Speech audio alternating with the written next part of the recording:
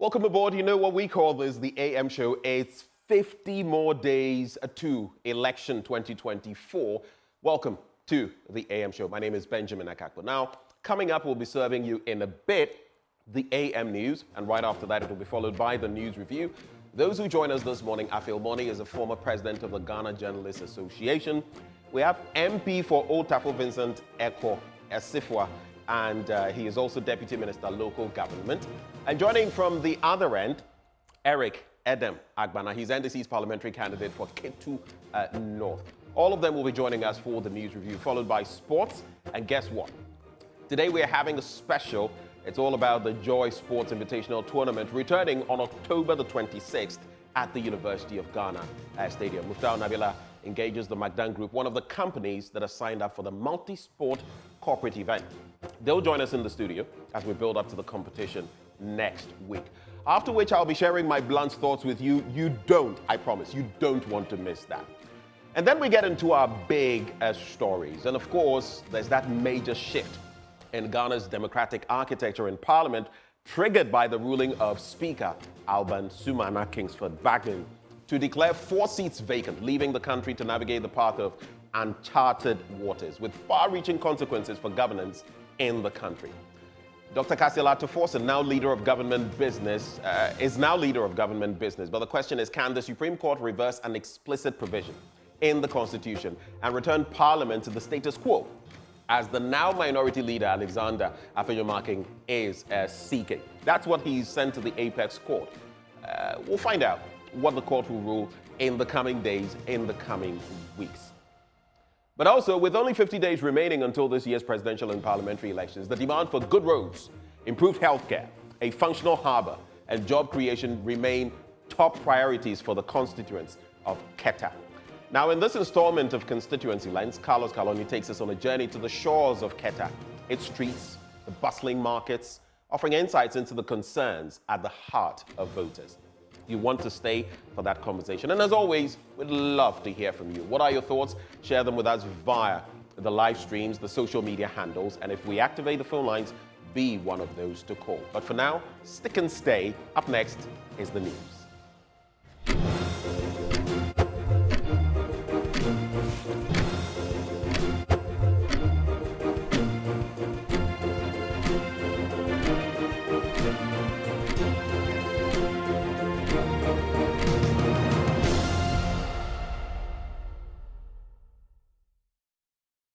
Hi, good morning and welcome to AM News. This morning in the news, Speaker Alban Bagman has declared 4 parliamentary seats vacant with barely 2 months until the elections in December. This ruling means that Ghana's hung parliament, which gave the governing New Patriotic Party a slight upper hand at the majority side, with the support of an independent member of parliament, Andrew Amako Esiama, will now tilt towards the opposition National Democratic Congress. Now, the NDC will now have 136 members of parliament in the House, while the NPP will have 135. Before this, the NPP had 138, whereas the NDC had 137. Kwekwa Sante has more in the following report. It was perhaps the most anticipated ruling of the 8th Parliament, and it took hours in coming. Speaker of Parliament Alban Bagman, upon taking his seat, zoomed right into his decision. When voters elect a candidate, they do so based not only on the individual's personal qualities, but also on the political party platform they represent. Party switching or defection, therefore, can be seen as a breach of the mandate and social contract between the Member of Parliament and the electorate. These constitutional safeguards ensure that members of Parliament remain accountable to both their parties and the electorate. Alban Bagman then proceeded to thrash argument that the constitutional provisions in question only applies to the future. If Article 97(1)(g) and H were to apply only in future parliaments, it will render these provisions effectively superfluous. By the time the next parliament is constituted, any member of parliament who has defected or swayed political allegiance during the current parliament will no longer be in violation of the provision. Alban Bagbin then declared all 4 seats as vacant. Accordingly, I proceed to inform the House that by the notification of the polls, the following members of Parliament have by their actions vacated their seats in Parliament. So what exactly will this mean to the composition of Parliament? There was a hint in the Speaker's ruling. The resultant effect on the composition of this House would be that the NDC would have 136 seats, while the MPP would have 135 seats. That's making the NDC the majority party in Parliament. But the NPP group are now set to boycott Parliament until the Supreme Court determines the case they have filed. A conspiracy between the Speaker and the minority to bring confusion in the House. It is clear that Mr. Speaker avoided service of the writ to do the bidding of the NDC. The majority caucus immediately are boycotting Parliament until this matter is determined by the Supreme Court. However, the NDC group are already basking in their newfound role as the majority group in Parliament. We have the working majority. Right, Honourable Speaker, beginning the next parliamentary sitting, will begin the process to take over as the majority caucus of this Parliament. The House is set to reconvene on Tuesday, 22nd October, when the NDC MPs will now take the right-hand side of the Speaker, appoint chairpersons of certain key committees, and perhaps even elect a second deputy Speaker from among their colleagues. The NPP MPs will, however, fight this to the end. Kweku Asante for Joy News. Moving away from Parliament, an education consultancy group, TAEC Africa, says its observatory findings reveal that about 80% of West African perceive studies outside the continent as a daunting task. Now, studying outside in other continents is deemed to be an expensive venture, with speculations that such opportunities are reserved for only affluent families. However, in the 2024 University Education Fair organized at the International Community School in Accra, more students are being exposed to opportunities which may suit their needs. There's more in the following report. The 2024 University Education Fair brought together students, admission facilitators, parents, and other stakeholders. The aim of the fair is simple: to help prospective applicants navigate their way around hurdles to studying abroad. Yes, definitely it is. We've carried out a research and we realized that 80% of West Africans, because we're in West Africa, don't realize how easy this thing is to come by. When you talk about study abroad, the next thing that comes into the head is, stress. Can I do this? We are trying to spread the word and let everyone know about it. So we've been going through Nigeria, currently in Ghana, and we are still touring. Experts have identified additional challenges such as the reliance on search engines to scout for admissions as a hurdle to applying to study abroad. However, with the introduction of a new digital platform, the TAEC Consult is seeking to ease the burden for parents and students. So TAEC Consult, which is the parent company that is in partnership with all of these universities, is transitioning into a digital app, right? A digital product whereby students can apply to different universities all around the world. These students have told me their challenges, which includes them being confused, them being overwhelmed. They don't have access to personalized guidance. They don't know where to start. So literally 99% of these students use Google for their researches. They don't have a one-stop platform, a centralized platform whereby they can search for their dream universities and an app that is going to be so seamless that they don't have to stress about that. The International Community School says it is opening up its facilities to students from all walks of life to take advantage of the admission opportunities. Okay, so ICS creates platforms for our students, and at this time we decided to invite other schools to come and join us. And also, as African parents, I will encourage us to give the students the opportunity to decide for themselves whilst we just guide them. We should not be in a position to be dictating for the students as African parents. It makes them very limited, but when we allow them to follow their dreams, their passions, then they excel in it. Yes. Some of the students had this to say after the guidance and career sessions. So having the schools come here and looking and giving us all the information that we needed was very helpful. And I like the fact that we also had a mental health team come in, because that's very important. Going to college can be very stressful, going far away from home can be very stressful. So having all of that in one space was very helpful to me. I'm very happy that I came. At first I didn't want to come, but now I realize if I hadn't, I would have regretted it. Because at first I had no idea what I wanted to do even after IGs, but now I do.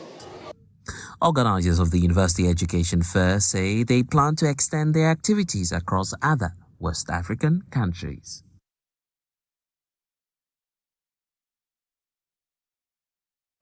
Now, poor hygiene could have devastating consequences on one's health when diseases such as cholera, diarrhea, and others set in. Now, Welma Africa, through its A-Life soap brand, believes this could be avoided if hand washing is inculcated in children.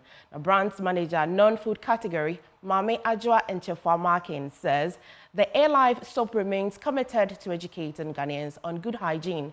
She disclosed this to Joy News as part of the Global Hand Washing Day with pupils in Archbishop-Ando Catholic Basic School in Tema. There's more in the following report.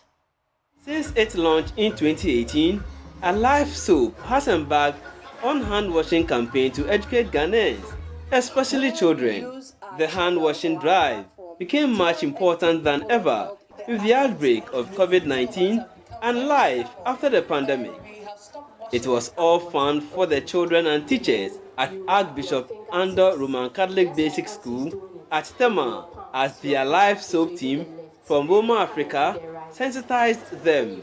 Brands manager, non-food categories, Mame Adwoa is reminding Ghanaians that clean hands and observing good hygiene can help prevent diseases such as cholera and diarrhea.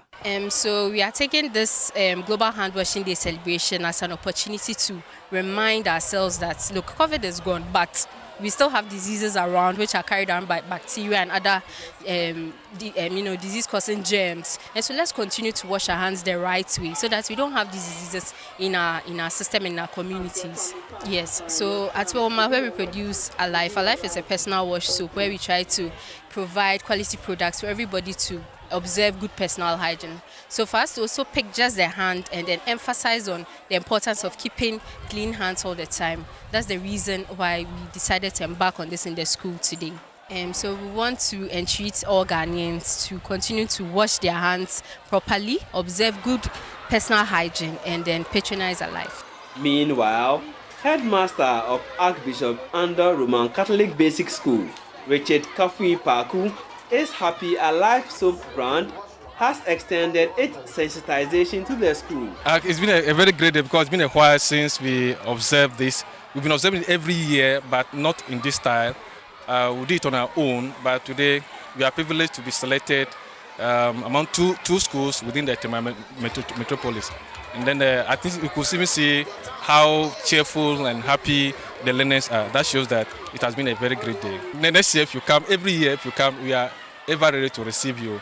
And then it's something that I would like you to continue supporting us. First of all, emphasizing the need again to let the learners clean their hands during the critical moment. And then why it is important to clean their hands. I think they were educated on that. And some of them, they were reminded because they already know about it. Teachers on special occasion advise and educate them on the importance of hand cleaning. But when others also come from outside and so add their voice, I think education will go down deep into them. The A-Life soap brand under Welma Africa Limited is committed to good hygiene of Ghanaians.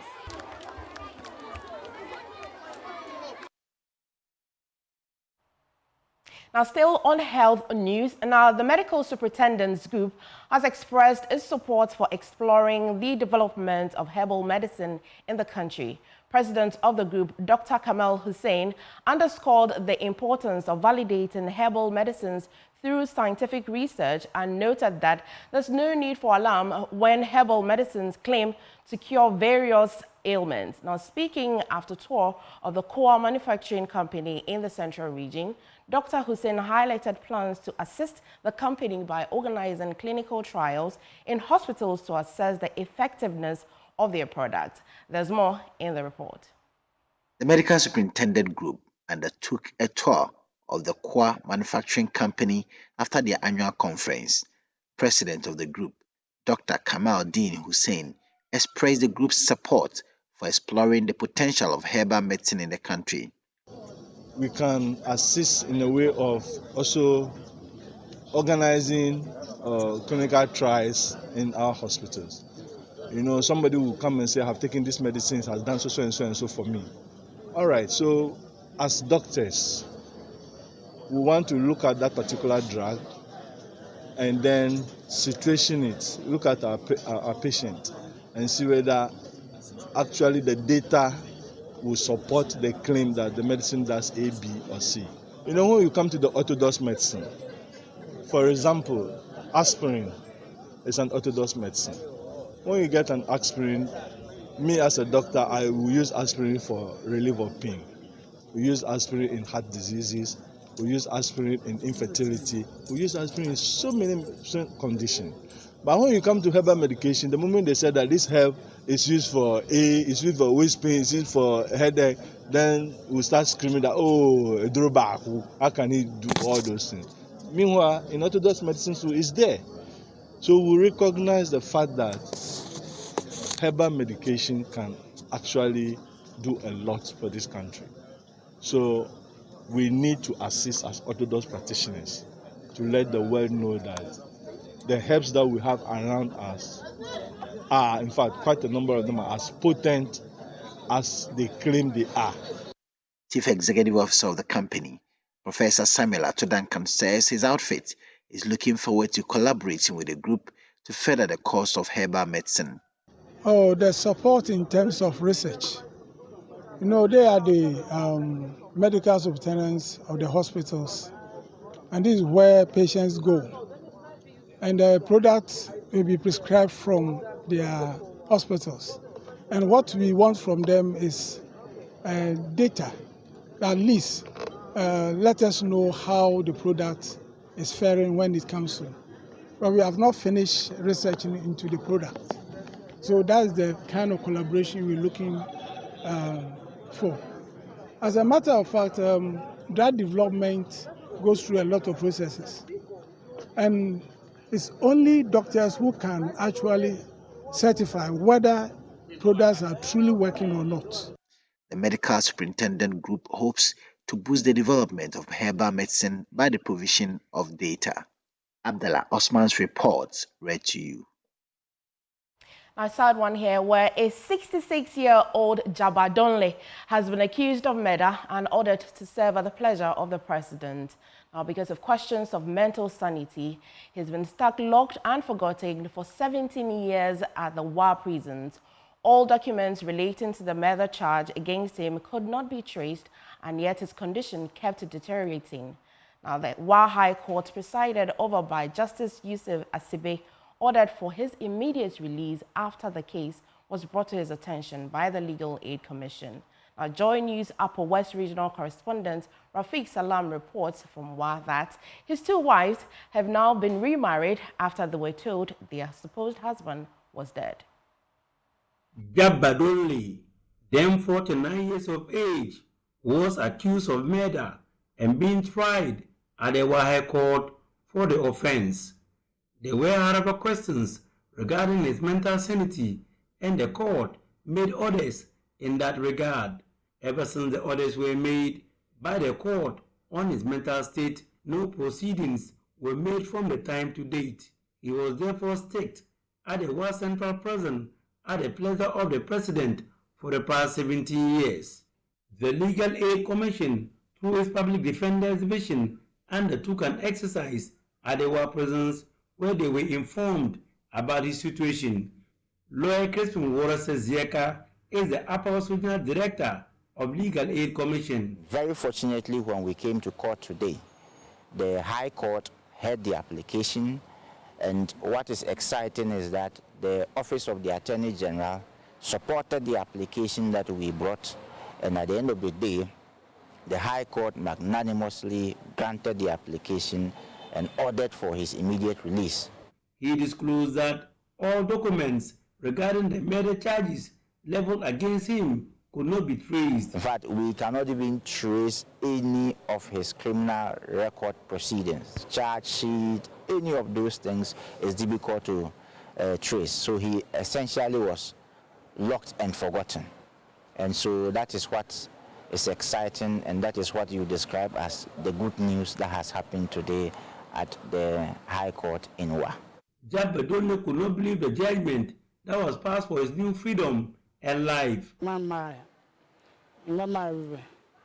am very excited. The judge and all the people who helped me, I don't have anything to give them, but God will reward them.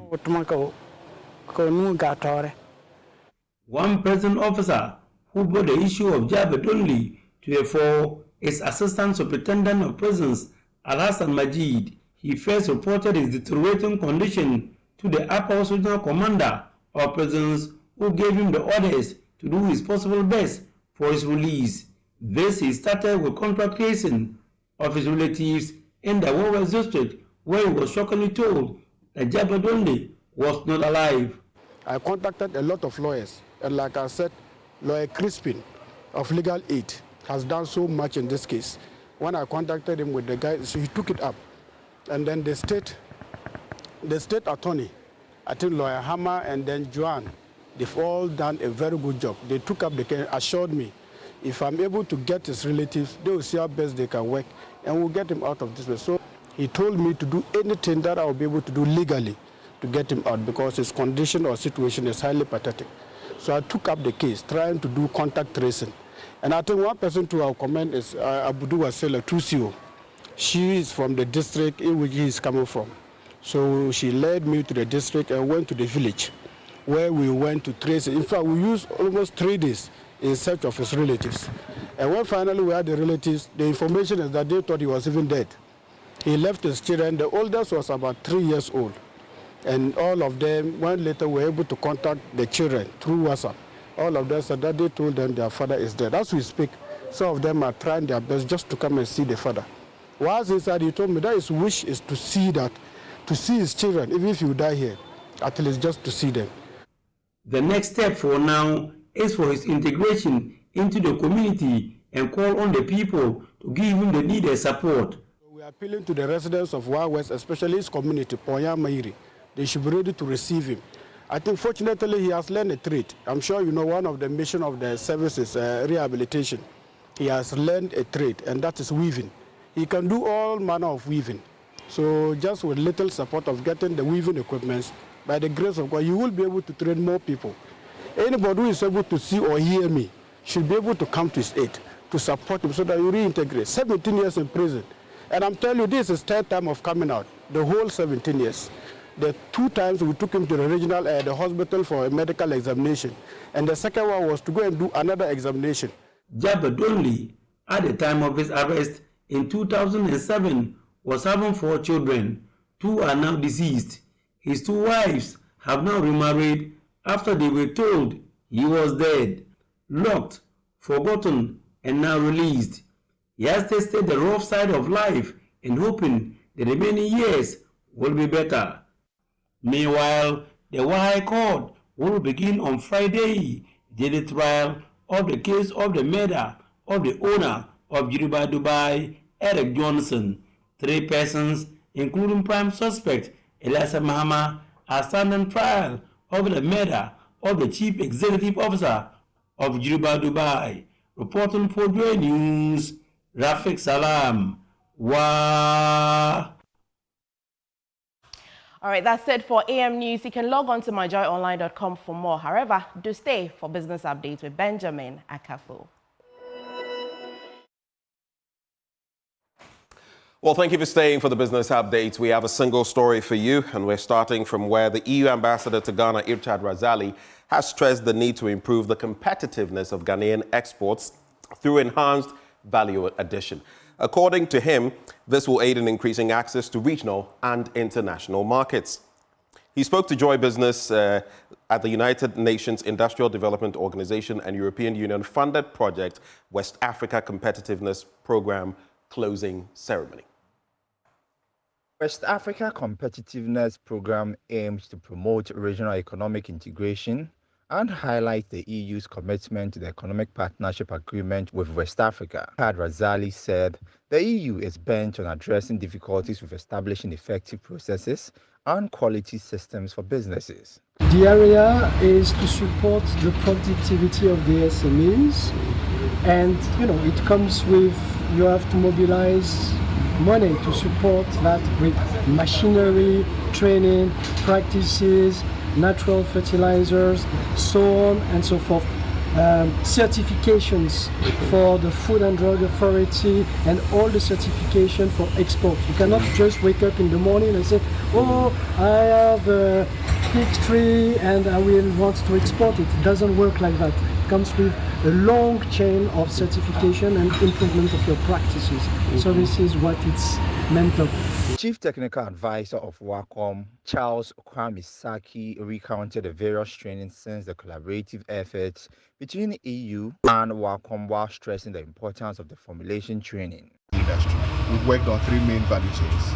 We've worked on cassava and its derivatives, tropical fruits, mainly mango and pineapples, and then we've also worked on cassava and its derivatives.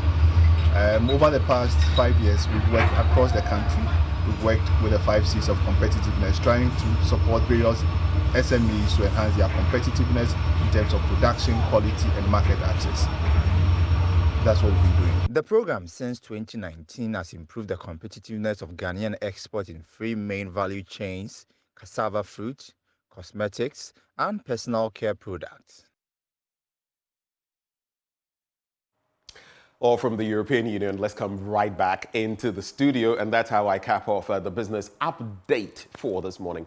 And now I'm handing over to the evergreen, the ever-beautiful Emefa Aditi. Thank you so much, Benjamin, for bringing us business updates. Now there's more on the show. News review coming up shortly.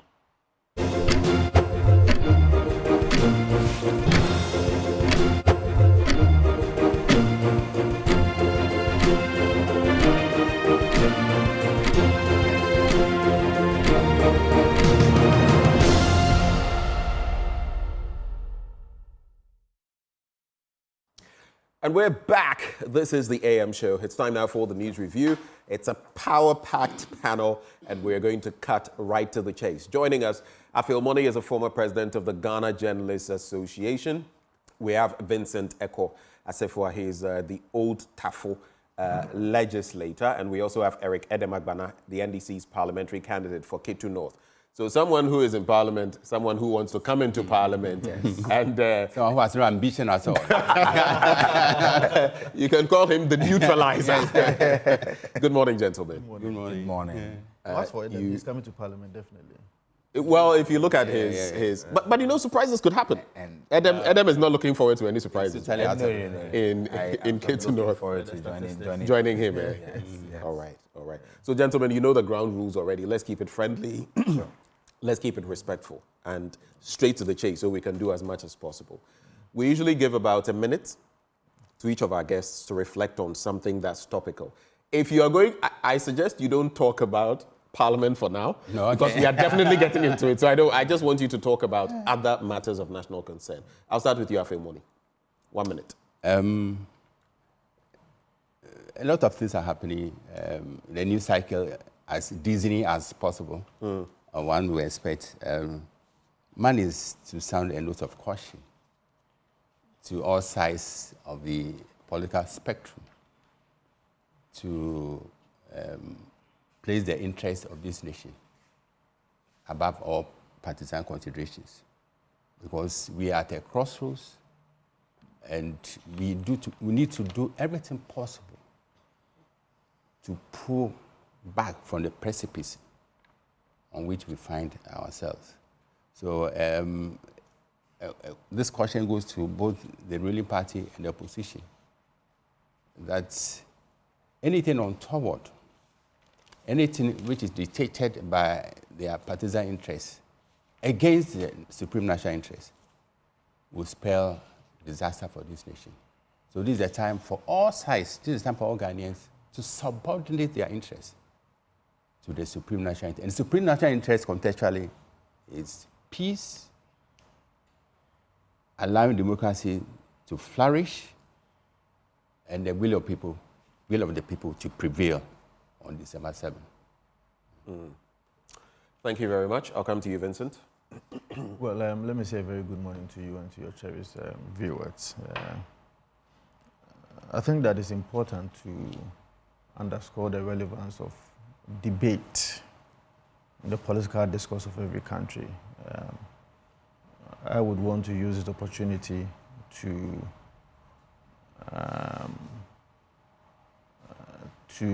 as it were, remind all political parties that the usage of debate is the only time that you'll be able to tell the people of Ghana what you intend to do. And so I've heard John Dramani Mahama, the former president of Ghana, saying that he's not going to debate anybody. But if you check the politics of the United States of America, you listen to both political parties and their candidates, it is a very good time and that you could see, or you can see, that these parties are able to tell the people of the United States of America what they can do. I am expecting that same can be replicated here in Ghana. And so I'm looking forward to a debate, because I've seen that John Dramani Mahama is already running away from such a debate. But it's not too late. We still have about almost 2 months to the elections. The party may decide that this debate can let the people of Ghana know what he intends to do when he's given the opportunity to lead this country. So Dr. Mahamudu Bawumia is ready for a debate, as he's always been saying. In fact, the running mate of the New Patriotic Party is also ready for a debate. We are hoping that the NDC and all the other political parties will be ready for such a debate, because, as I said, that is the only way that we can tell our story. That is the only way that we can give hope to the people of Ghana that indeed, when given the opportunity to lead this country, we can actually manage the affairs of this country. So I wanted to use my 1 minute to underscore the relevance of debate in the political discourse of every country. All right. Sometimes I do follow-up, so I'm going to do a follow-up on this very quickly. So 2 points. The other one, I'll read the former president's main response. But I want to find out from you, does the MPP's candidate, the vice president, Dr. Mahmoud Bawumia, does he need a debate more?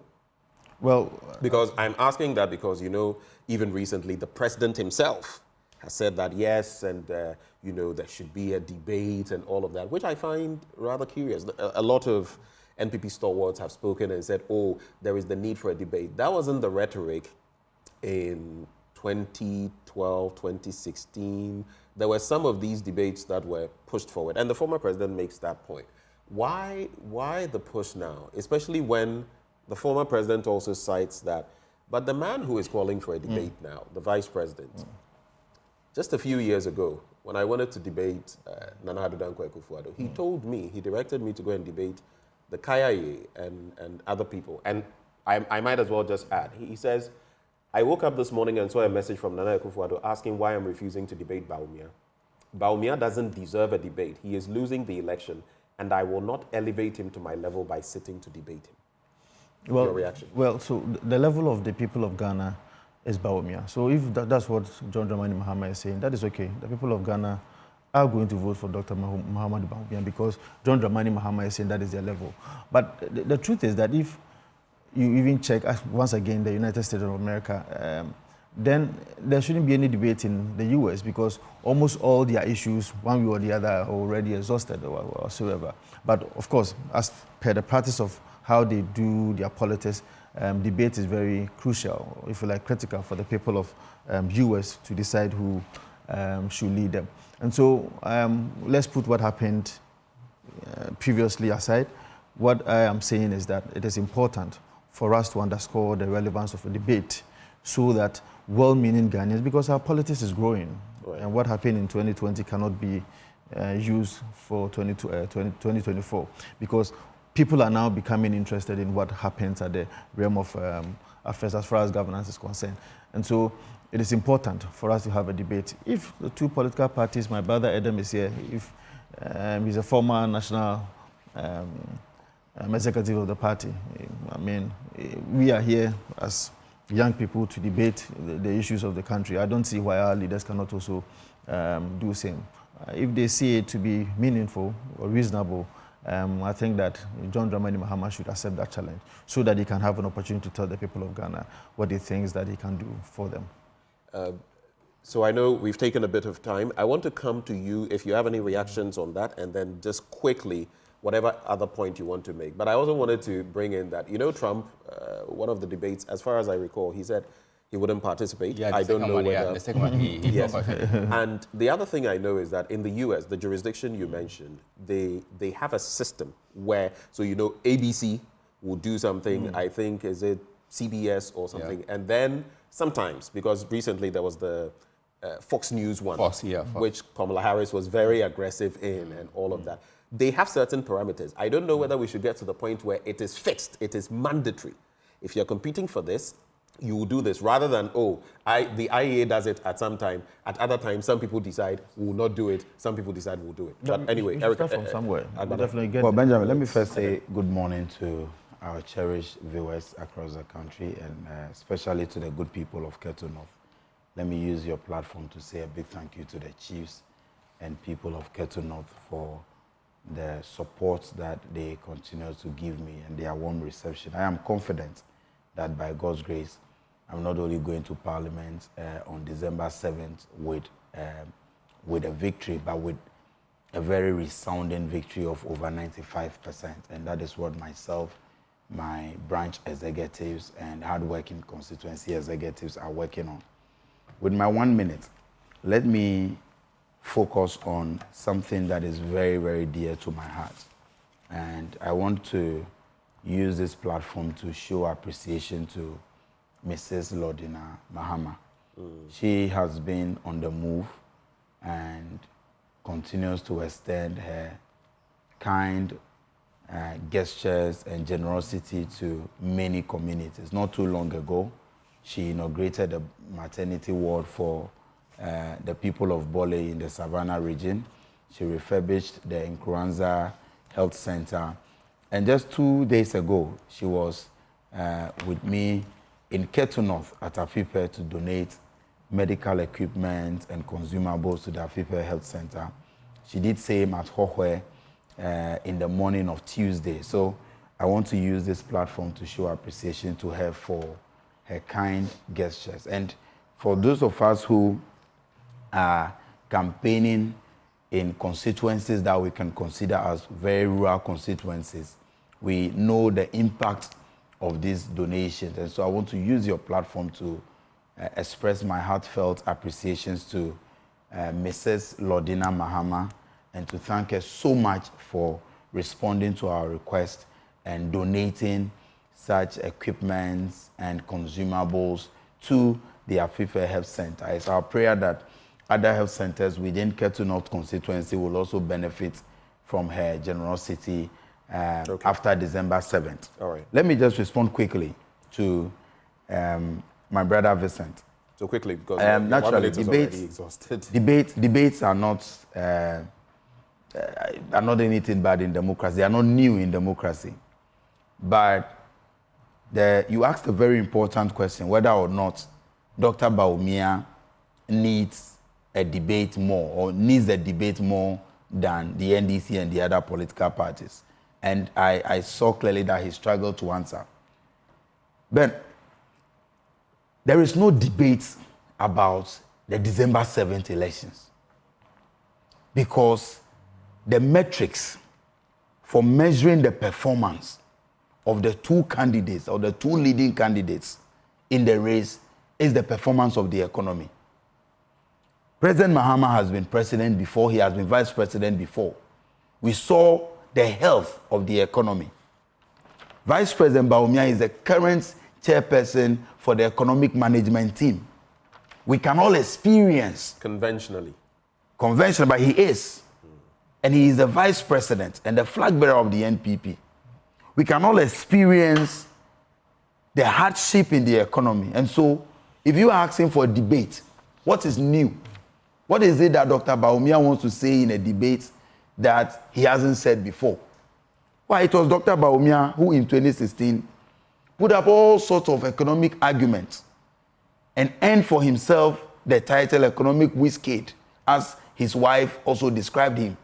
He told us then that if the management of the economy is bad, is poor, it is the exchange rate that will expose you. Today, what is the exchange rate? It has exposed him. So he doesn't need a debate to prove any points. He told us about inflation. Today, what is the rate of inflation? He told us in 2016 that for any economy that debt to GDP ratio was more than 50%, that economy is not sustainable. Today, under his administration, under his leadership, the debt to GDP ratio at a point even crossed 100%. We are at a point where unsustainable debt levels. Today. So your point. The point is that, like President Mahama said, President Mahama knows his level. Why would he want to elevate Dr. Bawumia to a level at this point in time when everybody knows that Dr. Bawumia will lose this election and lose miserably? We don't have time for side debates. Is that not demeaning the vice president? What is the meaning of? There is nothing more demeaning than the abysmal performance he has put up as vice president. All right. Thank you. Let's get into the stories. And I'll start this time with the Daily Graphic. I usually start last, but this time, because of the parliamentary story, I want to, because sometimes some of the other papers, the way they reflect the stories, I admit. So I want to do the Daily Graphic. Yes. And then we can get into other papers. Drama in Parliament. So the headlines. Drama in Parliament. Speaker declares 4 seats vacant, 2 NPP, 1 independent, and 1 NDC. Thrilling contest to climax. Tertiary business sense challenge on October the 22nd. NPP NDC set for Ayawaso West Wugon showdown. I don't know whether it's Kennedy Japan's kind of showdown. Codeo launches tabulation system for election monitoring. On the back page, organization calls on government to support sustainable agriculture and pig farmers to benefit from biogas systems. Should I forget, please remind me, I also want us at the tail end to talk about the fortunes of Ghana football, especially after Sudan, Ghana. So a lot of people have spoken. I've heard Charles Taylor, speak to this and all of that. So should I forget, please, gentlemen, remind me. But the Speaker of Parliament, Alban Sumana Kingsford Bagbin, yesterday declared 4 parliamentary seats vacant on the premise that the current occupants have defected by filing to contest the next elections on tickets different from what they represented in the current Parliament. So we are talking of Cynthia Morrison of the New Patriotic Party, Member of Parliament for Agona West, Amenfi Central's MP Peter Yao Kwache Aka of the NDC, Suhum MP Kwejo Asante of the MPP, and Fomena MP Andre Siama Amwako, an independent MP. Pardon me to read a little so that we can dilate on it properly. The context is that it was triggered by former Minority Leader and Member of Parliament for Tamale South, Haruna Idrisu, and he cited Article 97G, so 97(1) G and H of the Constitution, but G is here, stating that a member of Parliament shall vacate his seat in Parliament if he leaves the party of which he was a member at the time of his election to Parliament to join another party or seeks to remain in Parliament, and the key word there, remain in Parliament as an independent member. While Article 97H states that the member would forfeit his seat, quote, if he was elected a member of Parliament as an independent candidate and joined a political party. And there are different variations of this happening currently. The Speaker gave his interpretation, and the basis was that following the provisions of 97(1) of the Constitution, he felt that, or he knew that on the face of the law, the members should vacate their seats. Quoting him, he says, the Speaker said that Article 97(1) G and H operated to prevent what the old school referred to as cross-carpeting or carpet crossing, as witnessed in the early legislative councils and parliaments of the Gold Coast and the Republic of Ghana, respectively. Gentlemen, your take on what, it's monumental, isn't it? We were discussing that this 8th parliament has brought things that we've not seen before. I saw an MP run faster than Usain Bolt's Carlos Ahinka at the dawn of this parliament.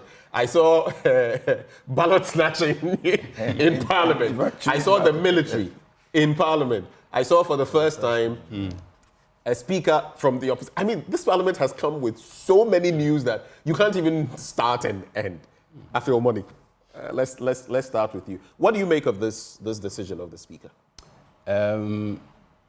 Parliament, this life of Parliament began with MPP and NDC at par with an independent candidate. An independent candidate decided to throw his weight behind the ruling party, and so that gave them the edge over the opposition party.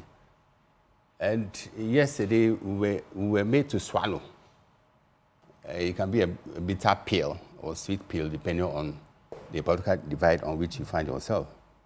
But I'll describe it as a really of tsunamic proportions. It's a rare tsunami from Parliament. It's a wave, huh? Yeah, Harum Scattrum, one would put it. Harum Scattrum, chaotic and unpredictable. And the ruling has exceedingly added to the stress levels in our democracy. I see. It has added to the stress levels in our democracy. Yeah. Tensions, huh? Tensions, high voltage tensions, red hot anger. So my humble appeal to both sides, please put your jubilations on hold, put your lamentations on hold, and allow the Supreme Court to resolve this critical issue. Some people have said that is exactly where the problem is, citing Professor Aaron Michael Quay's ruling then and saying all these calls on the apex court sort of demean the legislature in a way because they are on par or at par. They are not subservient, but it appears people want to take all matters to court, and it appears that the power of the legislature is being truncated in a way. Do you agree with them? No, the expert tells us that this is a matter of interpretation. So the speaker had it wrong in interpreting the decision by the 4 MPs to change their positions as far as the election 2024 is concerned. But we are not lawyers, and I believe the Supreme Court exists to put an interpretation to such matters. But our appeal to the Supreme Court is that, in fact, it would be presumptuous on our part to tell them what to do. These are men of meticulous learning and experience as far as the law is concerned. But the minuscule expectation of fair-minded Ghanaians, as far as this case is concerned, is that the Supreme Court will come up with a verdict, which is ingrained in law and rooted in common sense. But that's the point.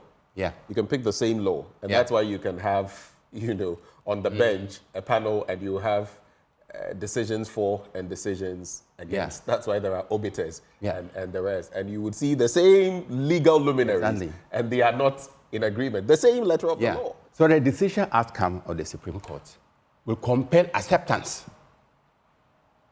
by fair-minded Ghanaians, not partisan-minded Ghanaians, fair-minded Ghanaians. Okay. Like Ben. Let me come to Vincent. I don't know whether you are whether the justices will be at idem on this one, but if you listen to some of the reactions, Dr. John Osai-Kwapong, for example, Project Director of Democracy Project, says the question is what next. He even says the constitutional provisions will have no material effect if they were designed to cure future and not present political mischief. Do you get what he's saying? And then he says the question is what next? Does this change the composition of Parliament immediately, or will this be subjected to judicial review? Interesting days ahead. Then you have Imani Africa's Franklin Kujo, who says it presupposes that the 4 MPs have left the people they represented in Parliament. I cannot fault the Speaker. Simply put, the leadership must address the canker of indiscipline in the parties. The major problem shows the level of party indiscipline which the leadership of those parties have failed to address. And he goes on and on. What is your takeaway from yesterday? Well, yesterday I was in Parliament, and I took time to listen to the Speaker of Parliament simply because I wanted to find out the justifications that he would give when he finally gets the opportunity to rule on this matter. First off, do you expect him to rule this way? Well, so there's even an issue as to he having jurisdiction to even rule on the matter first and foremost. I see. Especially because if you check the Constitution, Article 99, the 99(1) gives the sole prerogative to the High Court. And if I may read, the High Court shall have jurisdiction to hear and determine any question whether a person has been validly elected as a member of Parliament or a seat of a member has become vacant.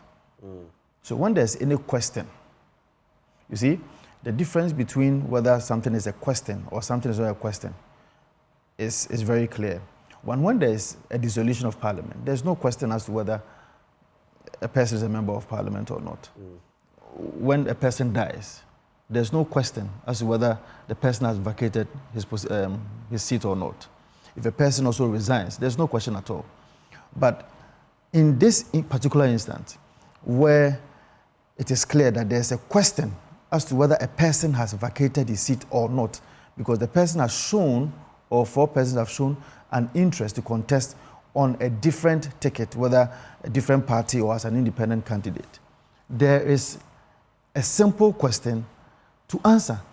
And that is why I'm saying that this particular instance raises Article 99 that the Speaker of Parliament did not have the jurisdiction or the capacity to even rule on this matter. Okay, I have a question for you, but first answer me this. So you feel the Speaker of Parliament has engaged in an illegality? Is that what you're saying? Absolutely. Okay. Absolutely. Now let me find out from you. You talk about this on the face of the law. Some say it is as clear as day and night.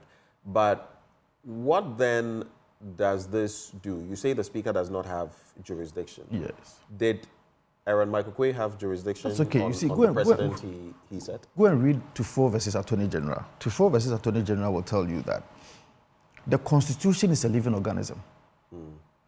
It is capable of growth.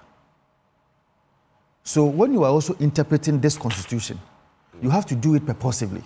True, but even in the courts, even in the it will have to be done. Hold on. Precedents that are set, even at the apex court, are applied to a certain level, and we see that in so many of the cases. Even Roe versus Wade. Look at how long it took before, if not for a more conservative court, Roe versus Wade. The Constitution will have to be interpreted in such a way that it will mirror the history of the people and the will of the people. And so, if a ruling was given 4 years, 10 years ago, at the time, it was mirroring the will of the people. 4 years on, because of Tufo versus Attorney General, I am of the opinion that... But Tufo versus the Attorney General was still, relevant, even in 2019, 2020. Yes, that's what I'm saying, that the Constitution is a living organism. The fact that Michael Quay made a mistake in 2020 doesn't mean that the same mistake will have to be. We are hearing that Michael Quay made a mistake. Yes, but because I'm saying, and Michael Quay has come to justify his decision. Yes, because he is also saying that there was an official letter to him from the party. In these circumstances, but the Speaker has also said that there was no communication, from these individuals on certain points, based on which he also feels if you are going to adopt these measures, or if you are going to switch, so to speak, and you are not even informing my office, then technically, you see, it is almost like being a football player. If today I play for Kudus, play for West Ham, but Kudus shows an intention to play for Liverpool next year, maybe January transfer. Kudus cannot play for 2 teams at the same time. Does it mean that I will have to stop playing for West Ham today because I've shown an intention to play for Liverpool? Here is where it becomes wrong. You would realize that, for example, recently I think I saw that they had slapped a €100 million release clause on him, where it becomes, and you see the parties, the teams get really offended. If, let's say, Liverpool wants Kudus, they do the right thing by initiating contact with the leadership of West Ham. Agreed. If there are backdoor discussions, agreed, okay, where Liverpool is not in the know, it's problematic. No, but even you can say that, and that is what the speaker. No, if you want to use that analogy, yeah, but even if it is agreed, you've not contacted me. You are contacting the player. And you know there can be sanctions the for fact that the fact that the Speaker of Parliament has not been contacted about anything, the Speaker of Parliament cannot fill the vacuum and say that because he has not been contacted, it means that these persons have left their parties. Okay, so they have. Let me bring. Oh, but you have just given me 1 minute. Go ahead. Some 5 minutes. The second, 5 minutes. No, we don't have 5 minutes. Hold on. The second thing that I also observed yesterday was not just about the jurisdiction, but also issue that was raised by the Speaker of Parliament in terms of service. You know, Afenyo Makin raised an issue that there is already a process in court. He has already filed an application for an interlocutory jurisdiction. Now, the Speaker of Parliament sought to say that he had had a conversation with the Chief Justice that privileges and immunities are supposed to be given to members of Parliament, and for that matter, any service of a process on a member of Parliament or the Speaker of Parliament will have to be done on Mondays. Do you know what the Speaker of Parliament has done? He has amended a whole legislation. Because the CI 47, Order 7, clearly shows how service will have to be done. Under no circumstance is there any provision or clause in Order 7 as to how members of Parliament will have to be served. When you are directing personal service will have to be directed to the person. If the person frustrates the service, you can leave it as near as possible to the person. Illegality there too. Yes, because you see, how can the Speaker of Parliament say that members of Parliament will have to be... Because you see, you know, we have to spread it out. The time is limited. We can't have throughout. Adam. So Ben, quickly, I think that... I know he's taken a lot of time, but let's not do it. No, I will go into the issues. Right. Let me congratulate the Speaker of Parliament. For what? Right Honourable Speaker, Honourable Agyeman-Duah, for his firmness in taking a decision that is constitutional. Is it firmness or politics? No, it's not politics. Because I doubt if you had a speaker who was from the MPP origins, I doubt he would have given now, Ben, in this case, for such a decision to be taken in Parliament, there are 3 key considerations that must be made. The first one is the constitutionality of the decision. And clearly, Article 97 of our 1992 Constitution stipulates that at any time that a member of Parliament leaves his or her party on whose ticket the person enters Parliament, it is considered as having crossed carpet and you vacate your seat. It is there, Article 97. And this is not the first time members of Parliament are moving from either Party A to Party B or independent to Party A, and it has resulted in the vacation of their seats. So constitutionally, the decision is justified. Number 2 is about precedence. In 2020, the then Speaker of Parliament, the Right Honourable Aaron Michael Quay, involving the same, former First Deputy Speaker, the Honourable Esiama, he declared the seat vacant because the gentleman had picked form and failed to contest as an independent candidate. And so, by precedence, Honourable Bagbi's decision again is justified. Then he comes to standing orders, which is the third consideration. According to the standing orders, it is the duty of the Speaker to inform the House of any such decision. It's the duty of the Speaker to inform the House when a member of Parliament vacates his or her seat. And when you speak to the members of Parliament involved, you see, my brother Vincent tried to raise the argument of not receiving letters from the parties. But for you to contest as a member of Parliament on the ticket of a political party, it means you are a member of the political party, or you ought to have been a member. So if you enter parliament the NDC, as far as your constitution, just briefly, yes. I know their constitution explicitly says that once you go independent or something of the sort, you cease to be a member of the party. You don't necessarily have that, do you? We have same. When you go independent, you cease to be a member of the NDC. Okay. And so Honorable Aka, Amenfi Central, the very day he filed as a member or as an independent candidate, he ceased to be a member of the NDC. Okay. And so as we speak today, we do not consider him as a member of the NDC. And that is why the very day he filed, because at the time we picked hints that he wanted to contest independence, party leadership engaged him.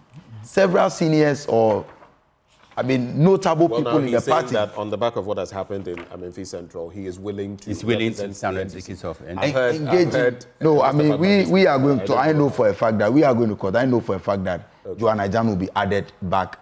You know that for a fact. Yes, the court hasn't ruled, but you know that. I know for a fact because what the EC is trying to do is unconstitutional. Because all right. I mean, but we're going to. So my point is that Bagbi's decision yesterday, the Right Honorable Speaker's decision yesterday, is justified by law, justified by precedent, and justified by the standing orders. But I'm looking more at the impact of the decision because 15 seconds. Yes, because when you go to Parliament, the composition of some of the committees, for example, Public Account Committee, the chairperson of the Public Account Committee must come from the minority side. So Honorable Aveji today is the chairman of PAC because the NDC was in the minority at the time. So quickly, I will call on the leadership of Parliament to quickly go into the composition of the committees so that the committees that must be chaired by majority side of the House, we will have proper representation and proper chairmanship for that. I am happy that the NDC is now in the majority and my friend from the minority side must live with that decision. You are not even in Parliament yet, and you're already doing majority.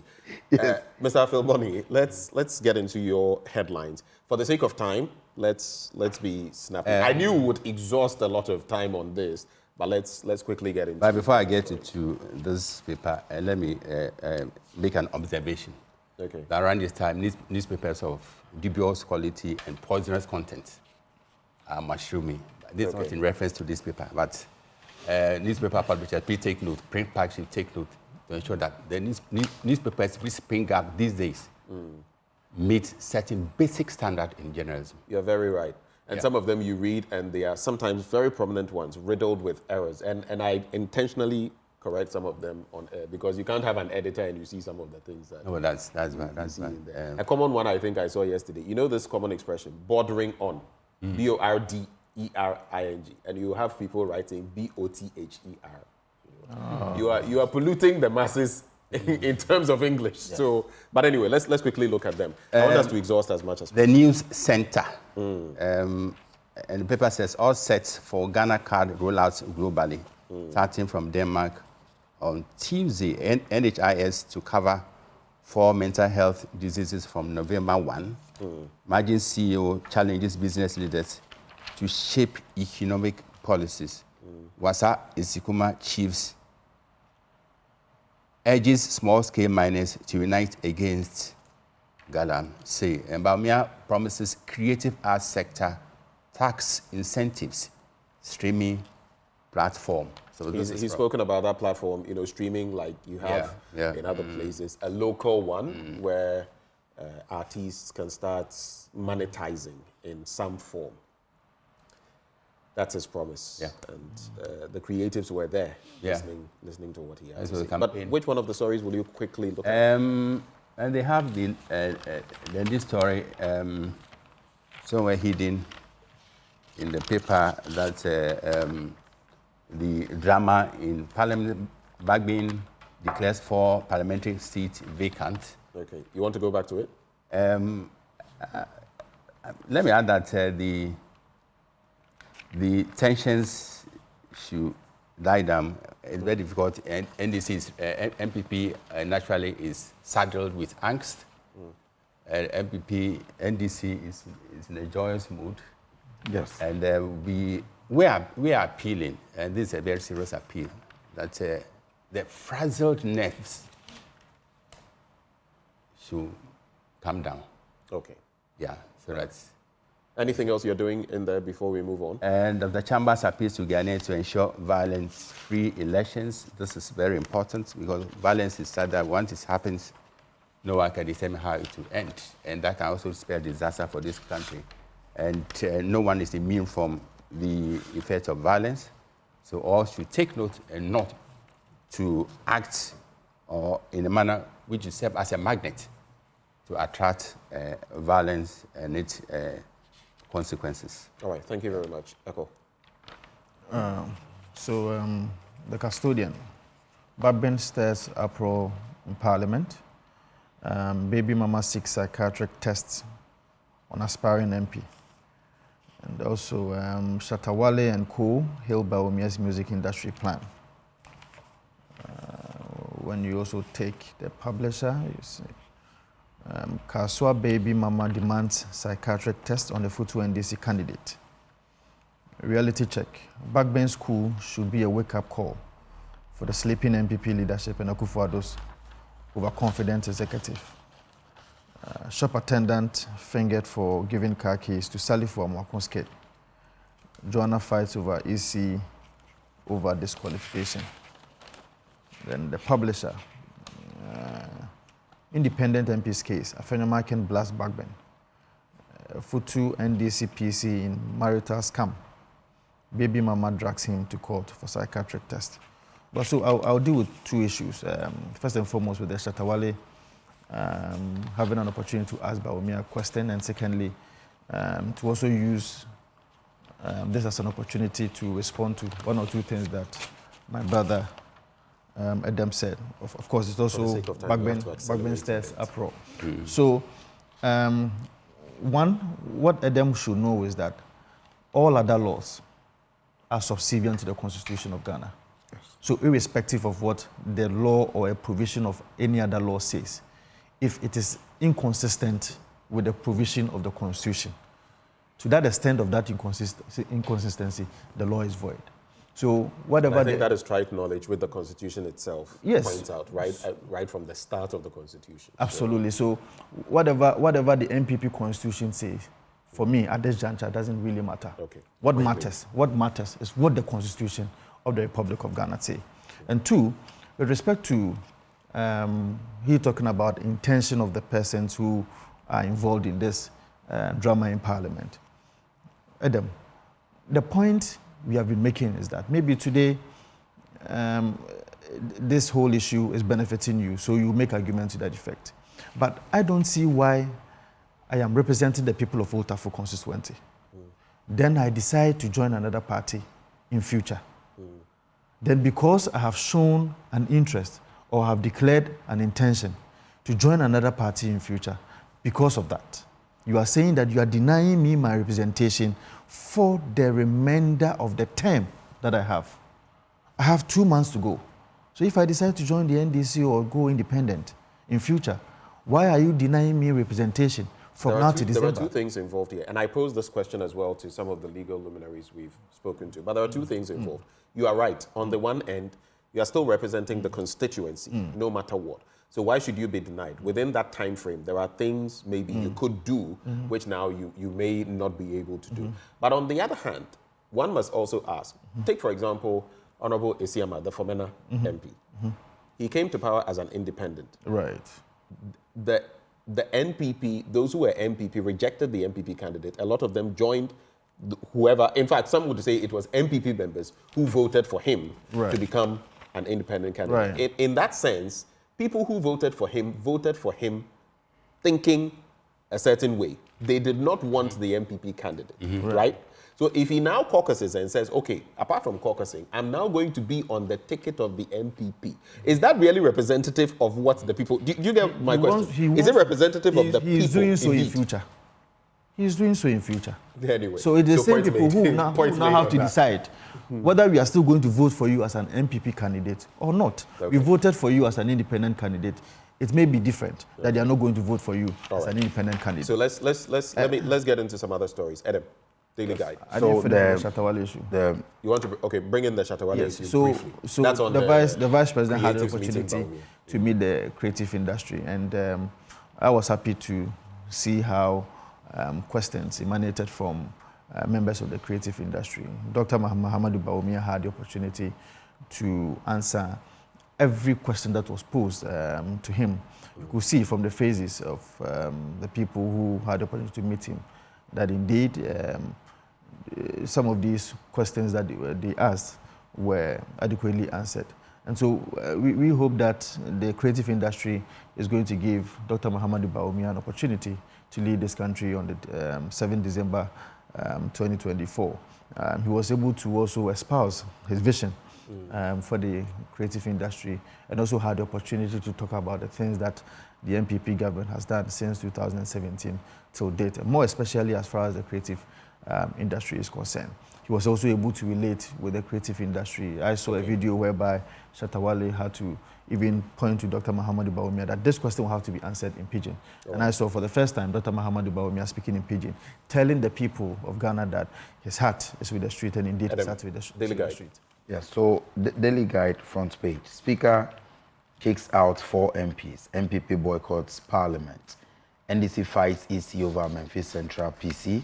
Anti-LGBTQ bill. File defense in 7 days. Supreme Court to Parliament. And let me take the story of the Memphis Central parliamentary candidate and the EC. I want to say that it is important for the Electoral Commission to act in a way that they can gain the public trust and confidence of the Ghanaian people. When you consider all the facts involved in this case, and because it's a matter that is now before the court, I may not want to go into the merits of the case, but everything available, every information available to us points to the fact that the Electoral Commission is not acting right when it comes to the decision to disqualify Joanna Jan. We, as a party, will do everything possible.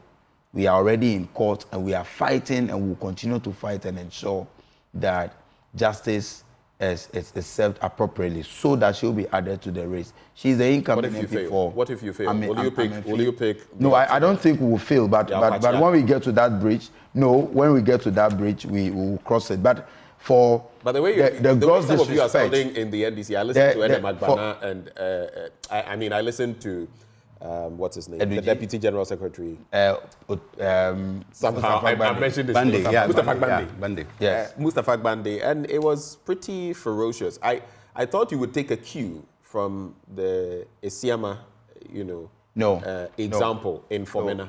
No, I think where certain comments were made and fingers were bent. And I am confident that the NDC's candidate, Joanna Kujo, will be Kujo Jan. Reinstated? Yes, she'll be reinstated. I mean, looking at the facts available to us, she is a legitimately elected parliamentary. Is there a window? Because it appears very tricky for you to find a replacement. The courts can.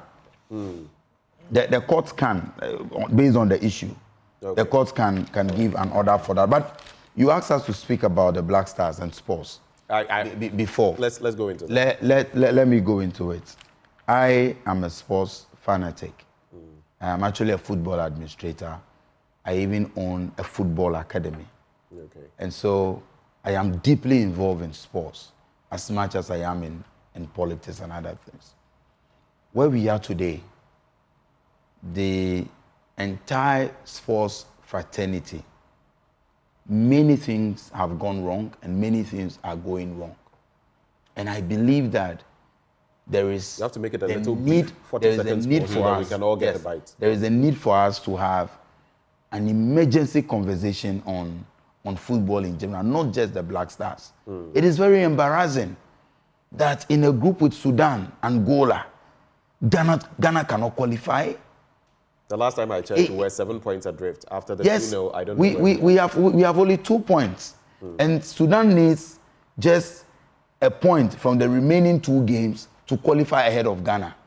So all these matches that we have played, so the solution is what? The solution is, one, for us to stop playing politics with football. Number 2, for the GFA to have a rethink about the management of football in this country. Finally, let's go. And finally, we need to have a conversation on what we can do as a country to truly bring back the laugh. What we have today that's fine. is really, really right. I think it's very embarrassing to see Ghana struggling to qualify. Look, at a point, we didn't even. CAF was telling us that you don't even have the stadia. Yes, First time I'm hearing that. Then you are losing Poto. I mean, very, very what's going on? A time came that across the world, you could find Ghana on the table maybe around 16th or 30 something. Yeah. In Africa, we were doing so well that there were times that we were number 1, there were times that we were number 2. But today, even in Africa, I think we are doing woefully inadequate. I think that what we have to look at is the independence of the management. I don't know whether the management has their independence. When you say management, are you referring to Kato Kraku and his team? No, I'm talking about the Black Stars. The Black Stars management team. Those who manages the Black Stars. Okay. I think that there's lack of independency, and there's so much acrimony among the players.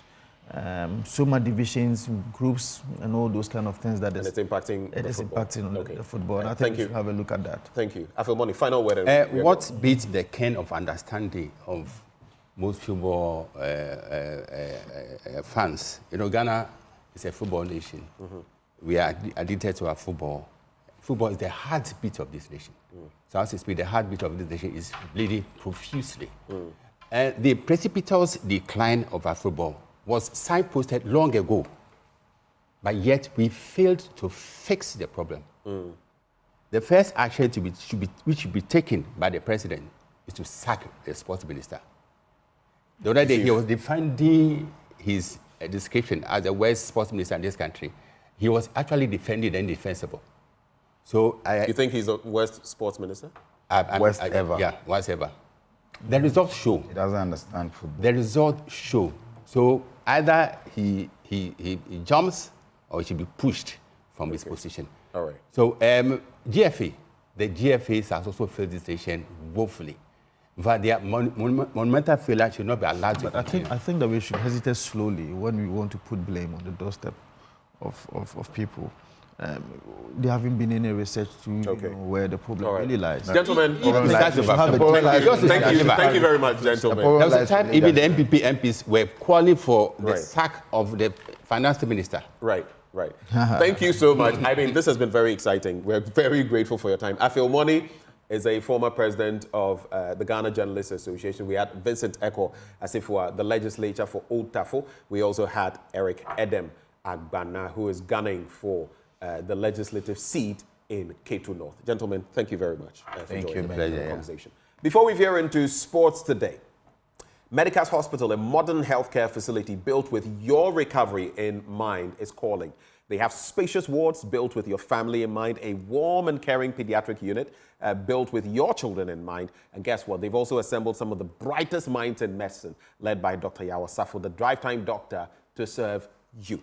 They are offering general medical services such as specialist services in plastic surgery, obstetrics and gynecology, child health, urology, psychiatry, that is mental health, and eye care as well. And they are also additionally offering a comprehensive medical diagnostic service encompassing endoscopies, medical laboratory services, x-rays and scans. And if you thought that was enough, there's more. It's a 24-hour pharmacy as well, ensuring that you receive efficacious, safe, and affordable medicine. They are bringing to you the most powerful medicine of all, simple human kindness and empathy.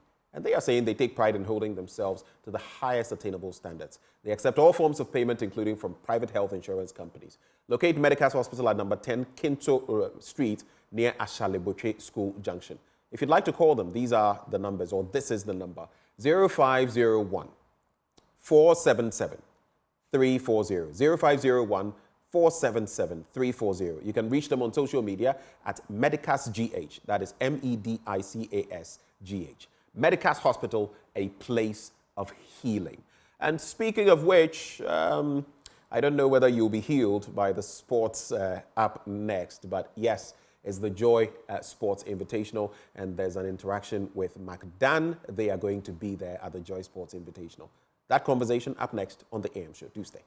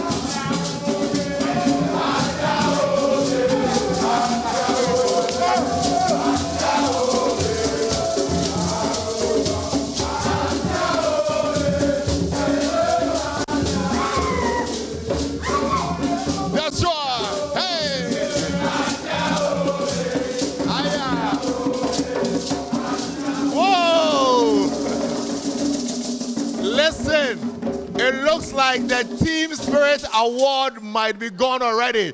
Team Magdan, are you ready? Team Magdan, are you ready? The energy in here is infectious and these guys wouldn't even stop. Are you ready for the Joy Sports Invitational? Look, let me get our CFO, our group CFO here with me, Ferdinand Boache. Where's Ferdinand? Is he here? Ferdinand. Man, oh, make some noise, make some noise, make some noise, yeah. Look, I can tell that the team is hyped and ready for the Joy Sports Invitational. Are you? We are more than ready. In fact, our readiness is as big as the size of the concession in Adan.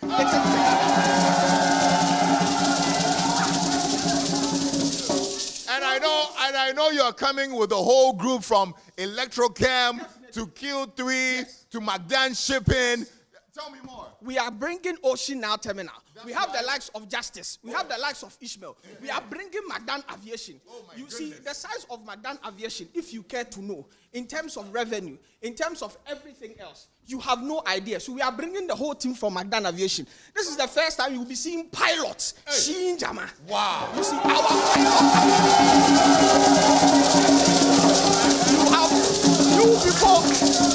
You have no idea what you have bargained for. We are more than ready for you people.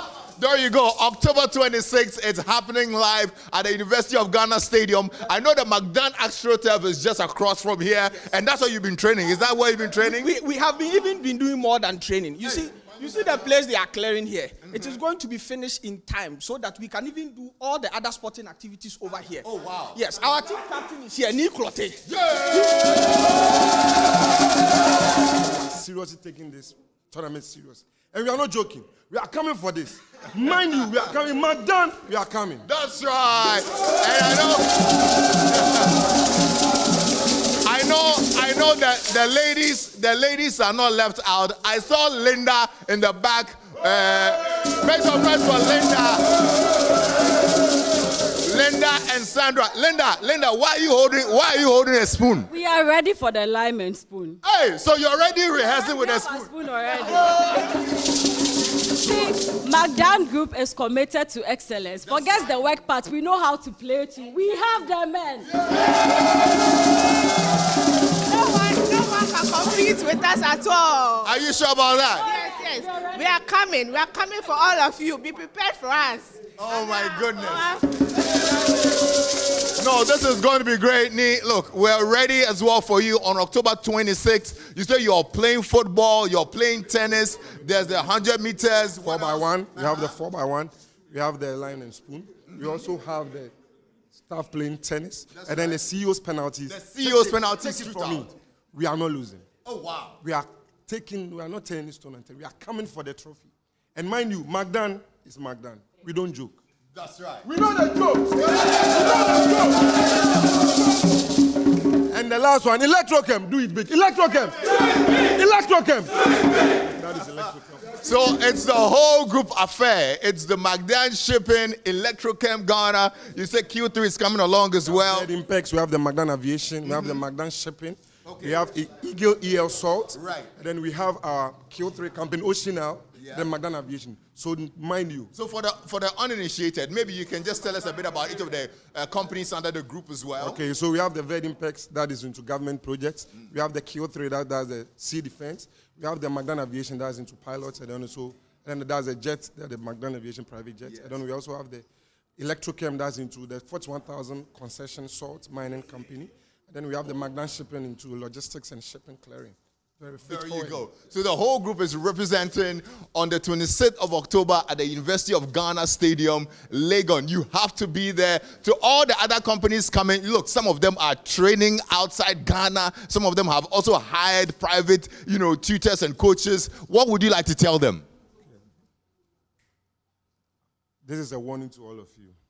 No matter your trainers, no matter where you are traveling to, we deal with the local market, and we are not joking. Magdan, mind you, Dr. Daniel Macaulay is coming for this. And his team members behind me, we are coming. Watch out. That's right. So all the other companies, watch out, because the energy in here is infectious. You're ready. October 26th. One more time. Electrochem. Do it big. Let's go.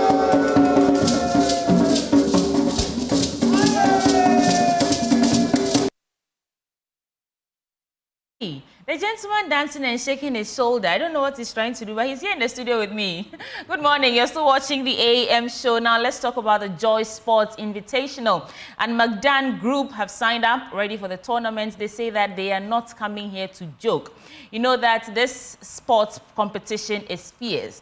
Now let's discuss this with my guest in the studio, Niklote Kole is the Chief Finance Officer of Electrochem Ghana Limited, and we have Sharon Odoi-Achem, the FBO Manager for Magdan Aviation. Ladies and gentlemen, welcome to the program. And Sharon is also called Sweetie. Yeah. So we have two Sweeties on the show this morning. Today. Sharon, let me start with you. Yeah. What even inspired you, the entire group, Electrochem, Magdan Aviation, Magdan Shipping, to come on board this year for the Joy Sports Invitational? One thing that we're very passionate about is community, and what better way to bring people together from diverse companies, diverse industries, than having a community set up, such as these games that are coming up. So that was one of the main passions, but also to win. To win? Yes, definitely. You like to win, huh? We always win, so that's what we're attained to do. So we're coming in strong. Niklote, yes, I heard you say in there that it's an entire group affair. Yeah. So there's Magdan Shipping. Tell us about this. All the other groups that are coming on board. So under the Magdan Group, we have, as my sister just said, we have the Magdan Aviation, we have the Magdan Shipping Company, we have the Eagle EL Salt, which does in the selling of the salt from where I am. That's Electrochem Ghana Limited. That's into salt mining concession of 41,000 acres. And then we have the Verdimpex. We also have the Magdan Foundation, and we have the Eagle Radio. That's it. Okay, so do you have a team for each of these sectors, or all of you have come together to form one solid team? Magdan is a family. Okay. Our group chairman is into families, and the diverse way he does with this philanthropic thing. So we've come together as one. And we had a very tough time selecting our players. You did? Yes. What was the challenge? You're too good to find talking about the pilots who also want to play. This time you're going to see pilots playing football. Okay. Is that unusual? Kind Courtesy of Joy. Pilots have fun too, don't they? Yes. So Kind Courtesy of Joy FM bringing this into place. Yeah. We also have the Electrochem, which has close to about 400 to 600 staff. We have to scrutinize the players, do a lot of tournaments to take the best. And then also we have Magdan Shipping coming to join us. And we also have Magdan Foundation. And it took us some time. And also we know we have good tennis players in the country, which we have Neem Macaulay, that's the son of Dr. Daniel Macaulay. Okay. And also the daughters who also are very good tennis players. And also the wives who are going to do the lime and spoon. When we talk about the unisex sack race, which is a new thing that you guys are bringing on board. And then the lime and spoon. So we are not coming here to joke at all. I see that. Yes, and we are really fully prepared. And we are not leaving. Talking about preparation, how have you been preparing? I know you guys, you already have like a sports complex. Yes. So you have the facility to be preparing. But before the sports invitational, were you engaged in some games just among yourselves? Yes. Currently, we do every Fridays at our AstroTurf at Ada. where we have a sports complex. So we normally do Friday training every evening under the floodlights, and we play. We'll be doing tournaments among the group, and currently Electrochem is sitting at the top with 24 points. And I'm also the goal king currently with 25 goals. Hey! So you should just know that. That's very ambitious. Oh, I do. I'm a very good sports player, and I play in Tema, so I do my training normally at site Let me put you to the test. Catch. No, Sharon, let me see if you can do that. Oh, wow. Okay, I see you came prepared. So we are really okay. coming We in will for circle back to the sports, and we talk about which specific sports that Sharon you want to play, how many goals you're eyeing and all that. But let's get to know you a bit in terms of the Magdan Group, the packages you have, your latest product and activities. Let's get to know what Magdan is up to these days. Sharon, do you want to start? Yes, I'll start with Magdan Aviation, our baby. So currently, Magdan Aviation we're a private jets terminal. We're fully fledged terminal. So basically anything that you can think of aviation, we provide. Ours is solely for private jet passengers. We have the FBO services. FBO is fixed base operations. That is basically the term for a private jet terminal. As part of that, we also offer aircraft and ground handling services. We have lounge services. We have passenger assist and concierge services. We also provide in-house dining, is fine dining by the way, and luxury car rentals as well. So everything that you can think of end to end when it comes to aviation, we provide that, I have a question. I've always been curious. Do you advertise your private jet services? Yes, Or it's for a select group of people, so you don't need to go out and be advertising to the rest of the world that you offer these services? No, advertisements are important no matter how... Are they targeted, are they not? Yes, they are targeted. However, they're also open, for anyone who is interested in any of the services that we provide at Magdan Aviation. Okay, so that's that for Magdan Aviation.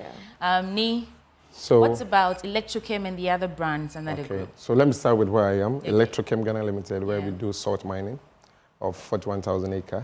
So we do close to import and export of salt. And then we have our marketing company, that's Eagle EL Salt, that does the selling for us. And then also we have the Magdan Shipping Company that's into freight forwarding. Wherever your cargo is, we are really ready to come and pick it up. And wherever around the world you want to take your cargo, we are really ready to do that. And then we also have, that's the Oceanal, that's into shore handling of cargoes. And then we also have, that's the VED Impex into government projects. And then also we have Q3, that's into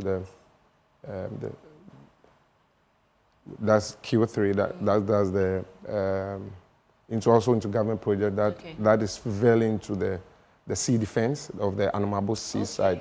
So that's what we do. And then also Magdan Foundation, which is all over the world now. That's when we look at the philanthropic work Dr. Daniel Macaulay is into. So you should know that Magdan, we are really prepared for this. Well, when we talk about the things that you do, we know that, of course, you are forced to contend with. But when we hear Magdan, what do you want to be known or remembered for in terms of legacy? What is it? I know you mentioned family, but answer that for me. What do you want Magdan to be? What do you want that trademark, adjective or quality that is attached to your brand name? What is that? So thanks to Dr. Daniel Macaulay giving me this opportunity to be here.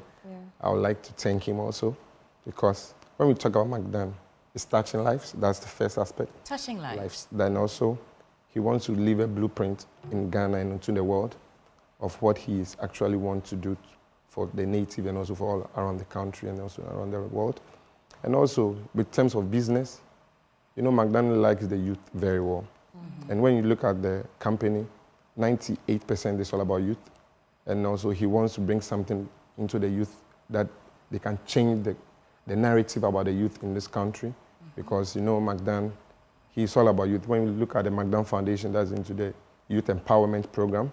That is also about touching youth, turning them into also good, giving them the opportunity to also do something of their own. And also, when you join Magdan, he always gives you the opportunity that it is not all about school. You should be able to come out of yourself, out of the domain. What can you do for yourself? So when you join Magdan, going out of Magdan, you should be able to start your own business. So that is all about Magdan. That's touching lives, basically touching lives. What do you want to add to that, Sharon? First of all, I'd like to thank our group chairman, Dr. Macaulay, for this opportunity. It's amazing working with Dr. Macaulay, honestly, because there's so much that you get to learn. When you mentioned the name Magdan, one of the things that we can attribute to the brand would be pace setter. Looking at, like the trajectory of how the subsidiaries have even come up. Let me talk about Magdan Aviation again. Yeah. It's a pace setter in the aviation industry, the very first private jet terminal to have ever been in Ghana. And that is a massive move to make. It's working in Magdan or working with the brand, you don't only, just do what like your job, but you also get to learn so much. You come out stronger and more, like you persevere through trying times, because obviously not everything is easy, but, over there while you're working in my, career working with Dr. Macaulay, I've learned so much, how to persevere, how to be strong in trying times. It sounds like his personality has a lot of influence in shaping it does.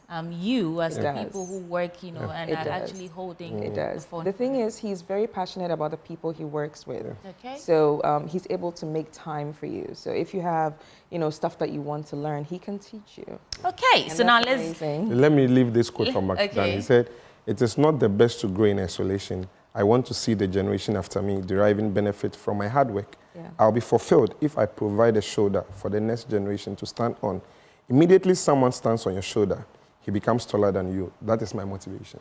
That's a quote from our group What chairman. more can I add to that, except to circle back to the sports?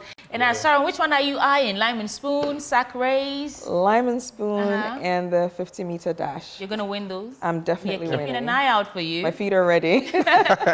Yeah, so... You already said you were a good sportsman, then Dr. Dana Macaulay is also prepared for the CU penalty shootout. Yeah. And then also with the football, I know your previous winners was Suffolder. And we are coming for it this time. Magdan want to add the Joy FM Sports Invitational Tournament to it Laros. Hey. Yes, we are really prepared. And even the multimedia group should also watch out for us. All right, thank you so much for coming. And in fact, we wish you the very best. We'll be seeing you on the 26th of October at the University of Ghana Sports Stadium. In the studio with Ms. Nee Clotte Colley, the Chief Finance Officer of Electrochem Ghana Limited, and Sharon Sweetie Odoi Achem is FBO Manager for Magdan Aviation. Thank you so much for joining us. All right, there's a lot more coming your way, but you people should watch out for me. Me too, I'm a very good penalty player, but you find out on the day. Stay for more coming up on the AM show.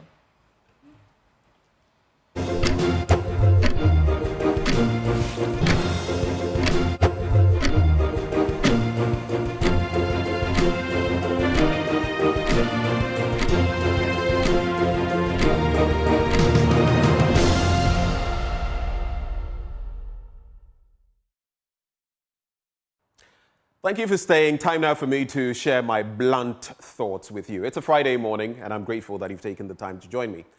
I've titled it Of Galamsey, Cocoa and Rhodes, the tragicomedy of misleadership in today's Ghana.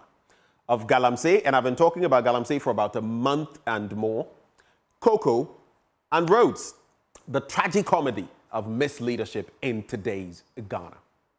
Recently, it's interesting, one of our operatives here, security-wise, he called me and said to me, you know what, there's something on my mind that I've noticed. It's not mine, I have to be fair and say that someone shared it with me. And he said to me, I detest the way Galamsey is ravaging our water bodies. He tells me he's from some part of the country, and when he's traveling, he sees the ravages of Galamsey. And he said to me, if your mining systems are poor or bad, your river or water bodies will expose you. That's what he said. If your mining systems are bad, your water bodies will expose you. I sat down and thought about it, what this security man had, shared with me, and it left me thinking so much. You see, Arusha Ghana has had a lot to say about their position on where we are, Galamsey-wise, our ecology, our natural, environment and all of that.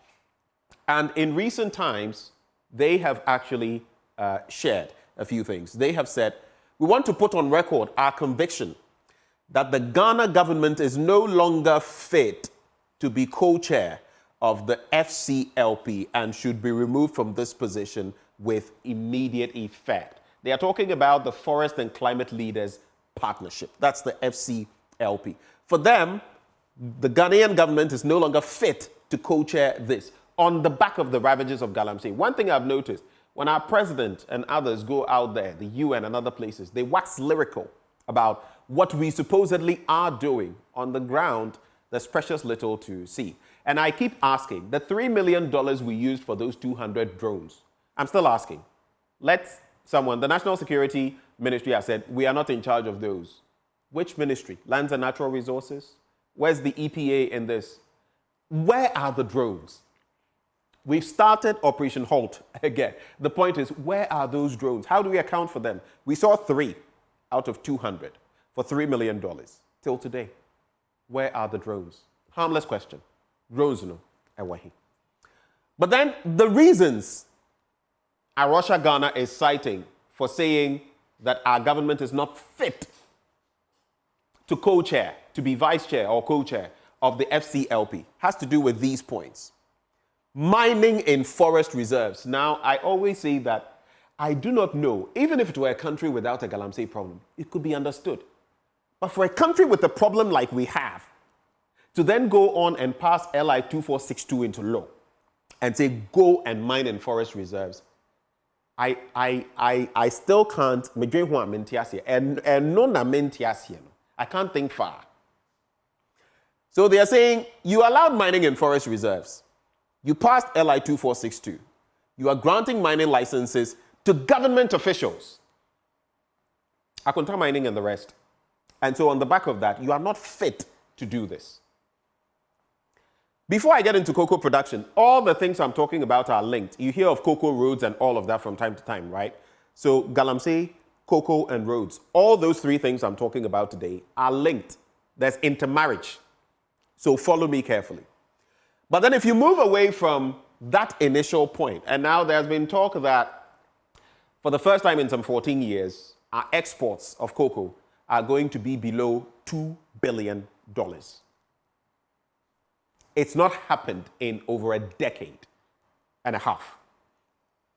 But if you look at the trajectory and you strike the averages, you would realize that in 2011-2012, we're producing almost 900,000 tons. Slipped a bit, then we produced about 740,000 plus in 2015-2016. Thankfully, we're able to increase this in 2016-2017 to 969,540 from 2016 to 2017. There was a bit of a decline, more declines. In 2020-2021, we did fantastic, 1 million plus. But since that time, look at the steep decline. From 1 million in 2021, we're producing less than 800,000, right? And now it has got to 429,323. That is where it is now. And you look at it, it is just about half what we were producing 12 years ago. Look at the decline, how steep it is. Other countries are getting higher. Côte d'Ivoire, for example, is increasing its output. We are declining. But there's more to this. If you strike the average, our average over these years stands at 800,000 metric tons.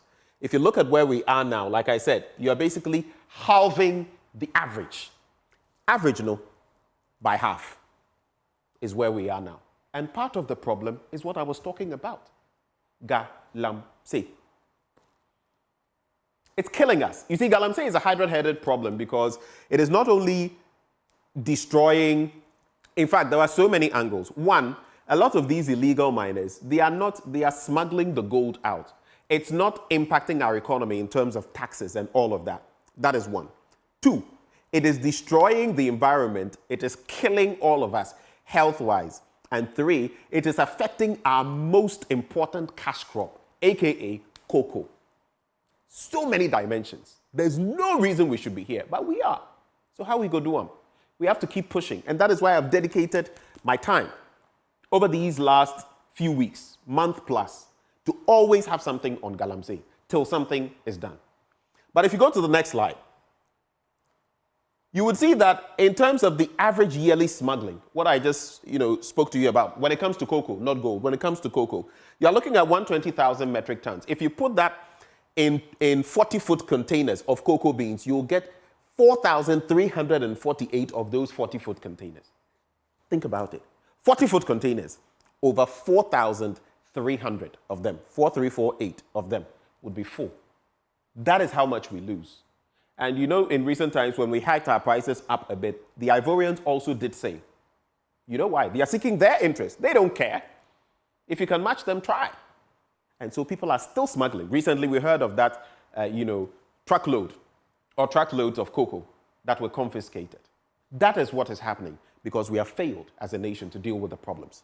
But if you go to the next slide, there's an interesting thing I want to end the conversation with. This administration, and especially the president, Nana Addo Dankwa Akufo-Addo, I remember from that SONA, when he started talking about the fact that they had done the best in roads and all of that. Is that really the case? The information I'm about to give is not from me. It is not from our data. It is from the Ministry of Roads and Highways. We didn't put this out. They put it out. Note that. Now, if you look at the share of roads in good condition, look at the different years, 8 yearly dynamics. 30% of our roads were in good condition in 2000, 40% in 2008, 56% in 2016. Currently, you are looking at 38%. It is only slightly higher than the 2000 figure. It does not match 2008, does not match 2016. But why is this happening? Let's take a look at some more data. If you look at the share of roads in poor condition, so we looked at good condition, right? In poor condition, you would then realize a certain trend. In 2000, we had 31% of that in poor condition. 2008, 27%. 2016, 6.7%. Less than 7%. Currently, 18%. Are you following this? Come with me further. Next slide. This is where it crystallizes. Because if you look at the figures, and it's a bit complicated, so just follow me. These are those in good condition. These are those in poor condition over time. You will see a trend.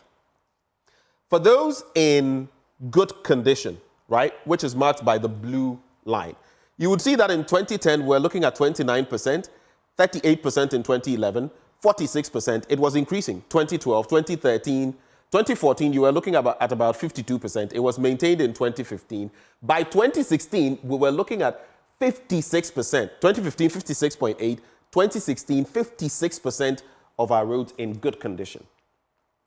Look at from 2016. It fell to 54%, then 45% in 2018, 32% in 2019, 35% slight increase in 2021. Currently, look at the gap. Look at where it's fallen from. Currently, it stands at 38%, 2023. Those in good condition. Then if you look at those in poor condition, right? 27% 2010, 38% 2011. And then because these ones should rather be increasing, but they are declining, right? And you see the trend from there. They should be declining, in fact, but they have been increasing. So this decline here was a good thing. This aspect of the curve you are seeing was a good thing. It was at 27%, rose to 38%, and then it started falling, 21, 14, 9, 7, and then the best we had seen, 6.7% within that time frame. Right from 2016, it came to 11% in 2017, 15 in 2018, 19 in 2019, 19 in 2021. Now it stands at 18. So when the rhetoric of we have done the best when it comes to roads comes up, you ask yourself, do they see their own data? Do they? I don't know. Next slide. And then you can also look at the road crash death trend. Since, and it also reflects here, because in 2018, we were looking at 20.5% in terms of trend of deaths per accident. Fell in 2019, 19.2%. 2020, 20% plus. 2021, 18%. 2022, 15.10%. 14.8%, but now it has shot up again to 18.7%. I'm sure you see the trend. And it doesn't look good. So drawing these linkages, we don't have cause not to do the right thing. It must be done. Galamsey, illegal mining, it's affecting everything we do. And as far as the roads are concerned, I think a little more honesty is due Ghanaians. It's not to say no work is being done. Some work is being done. You must give government credit where credit is due. The Tema motorway has its challenges. And please, we need street lights on the Tema motorway. All of them are gone. We need those. But let's be honest with these. Because in the end, if you lie through your teeth, the data will expose you. And that is exactly what has happened here. Well, Ghana, this is how I'm concluding my blunt thoughts for you today. I leave you with food for thought. You do the reflection and decide where the cookie crumbles. My name is Benjamin Akakpo. These are my blunt thoughts shared with you, raw, hot, unedited, and diluted. God bless Ghana, like I always say, and make her great and strong.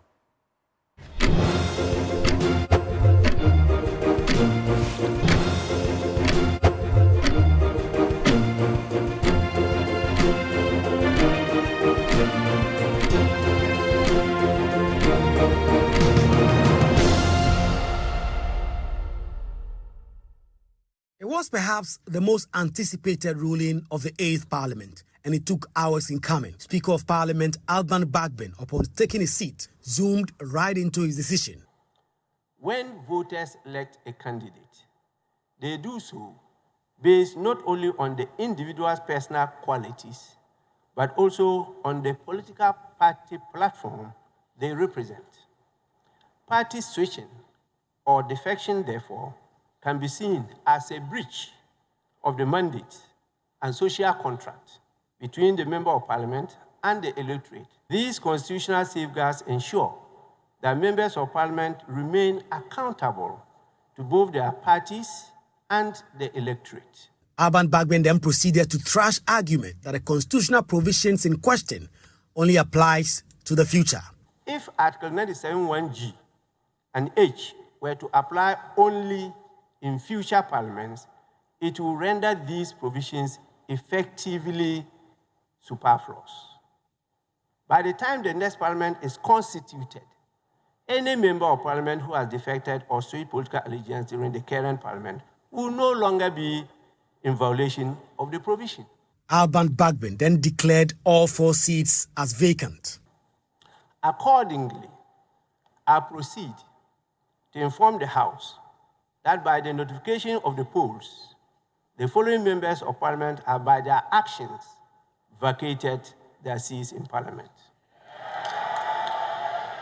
So what exactly will this mean to the composition of Parliament? There was a hint in the Speaker's ruling.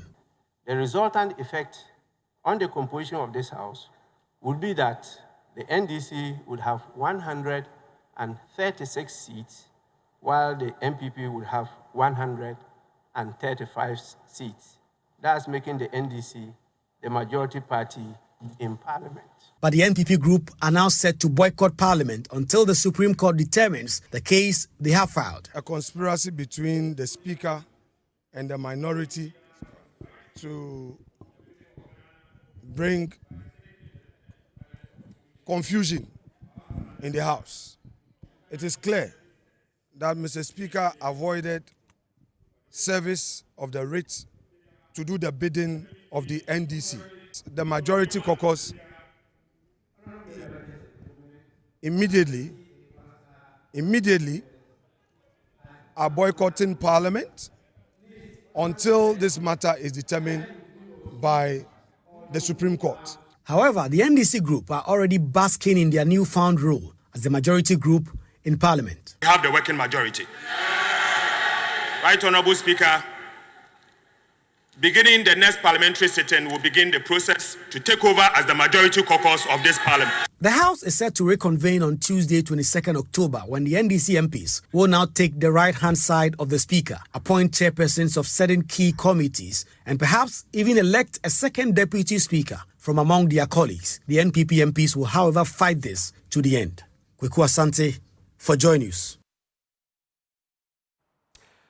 And that was Kweku Asante on the beat there. We're talking about that major issue, that topical matter, and it's a major shift in Ghana's democratic architecture as triggered by the ruling of Speaker Agyeman-Duah to declare those 4 seats vacant, leaving the country to navigate these very uncharted territory or waters. Well, joining us for a conversation on these dynamics, we have Dr. Rashid Draman. He is with ASEP. He was sharing his thoughts with us before this ruling, and now I would want to find out how relevant it is and what seismic shifts it is going to bring to bear. We also have Prof Agyeman-Duah. He's a former UN governance advisor. Gentlemen, a very good morning to you.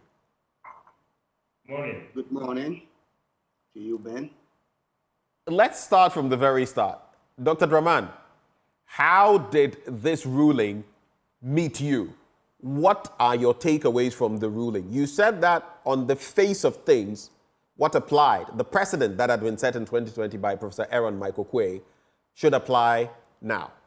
The Speaker, Alban Sumana Kingsford Bagbin, has ruled that those seats are vacant. Of course, the Apex Court will have to rule on the matter as well. But what are your takeaways, briefly, in about 2 minutes? Well, thank you very much, Benjamin. And good morning to everyone. You know, I didn't expect anything apart from what the Right Honourable Speaker did yesterday. Like I said on your platform 2 days ago, speakers rule based on the Constitution, based on the standing orders, and sometimes based on precedent. Right. What happened 4 years ago? We are still dealing with the same Constitution. Those articles haven't changed. And like we heard in the Speaker's ruling, I mean, for those who think this is about the future, you know, by the time we get to the 9th Parliament, I mean, there is no issue to discuss about these MPs who are caught in the web of this violation of this constitutional provision. I mean, it's seismic, as you said, it's almost a very serious earthquake. We've never seen this before. And for me, the 8th Parliament has lived up to the expectation that some of us had right from day one, that is going to be one that is going to spring a lot of surprises on Ghanaians. Right. It's going to be one that will be completely different from all the 7 parliaments before it. And I think we haven't seen the end yet.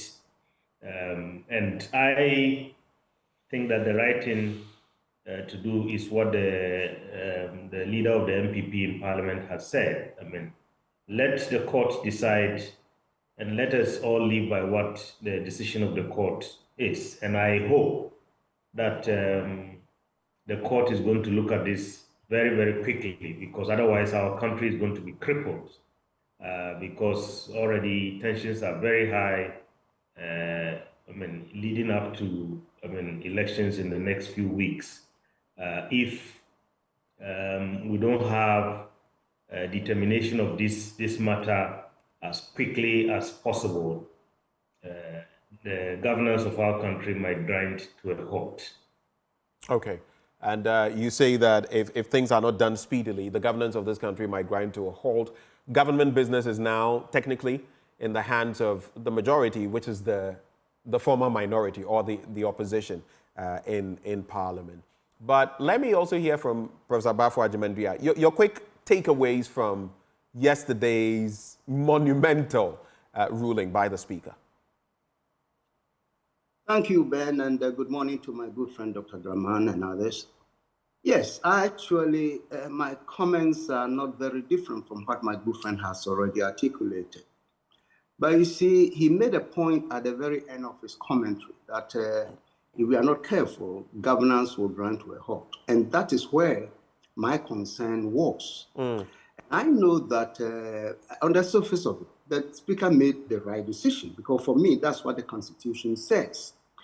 But in addition to the 3 points that Dr. Draman made about the basis for making the Constitution, the precedent, and whatever it is, there's also something that's higher than that.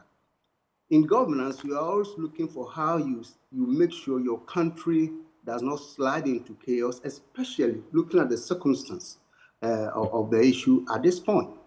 So I thought, even though, as I say, from all what I've heard from constitutional lawyers, and I'm not a lawyer, I suspected strongly that this would be the Speaker's decision. Nonetheless, I thought he would deliver a masterstroke in a way that even though he can acknowledge the factual points of the case, he could at the same time certain things into account in order to override that principal point. One, if I look at the issue of representation, for me it's important because he is going to deny 4 constituencies representation in Parliament for the next few months that we have left.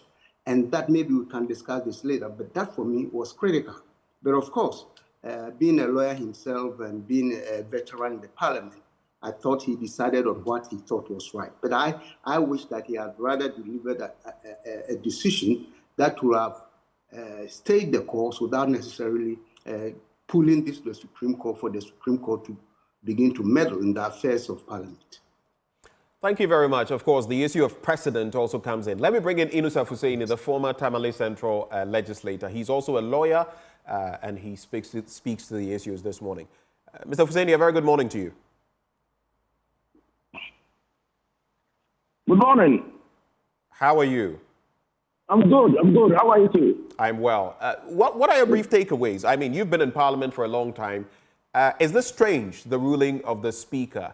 And like you heard Professor Prof Agyeman-Duah say, the problem there is what this does in terms of government business, in terms of leadership in Parliament, in terms of between now and the end of the 8th Parliament and how things go. How critical is this decision? So, let me say that this decision is consistent with the rule of law, the cardinal principles of which are certainty and predictability.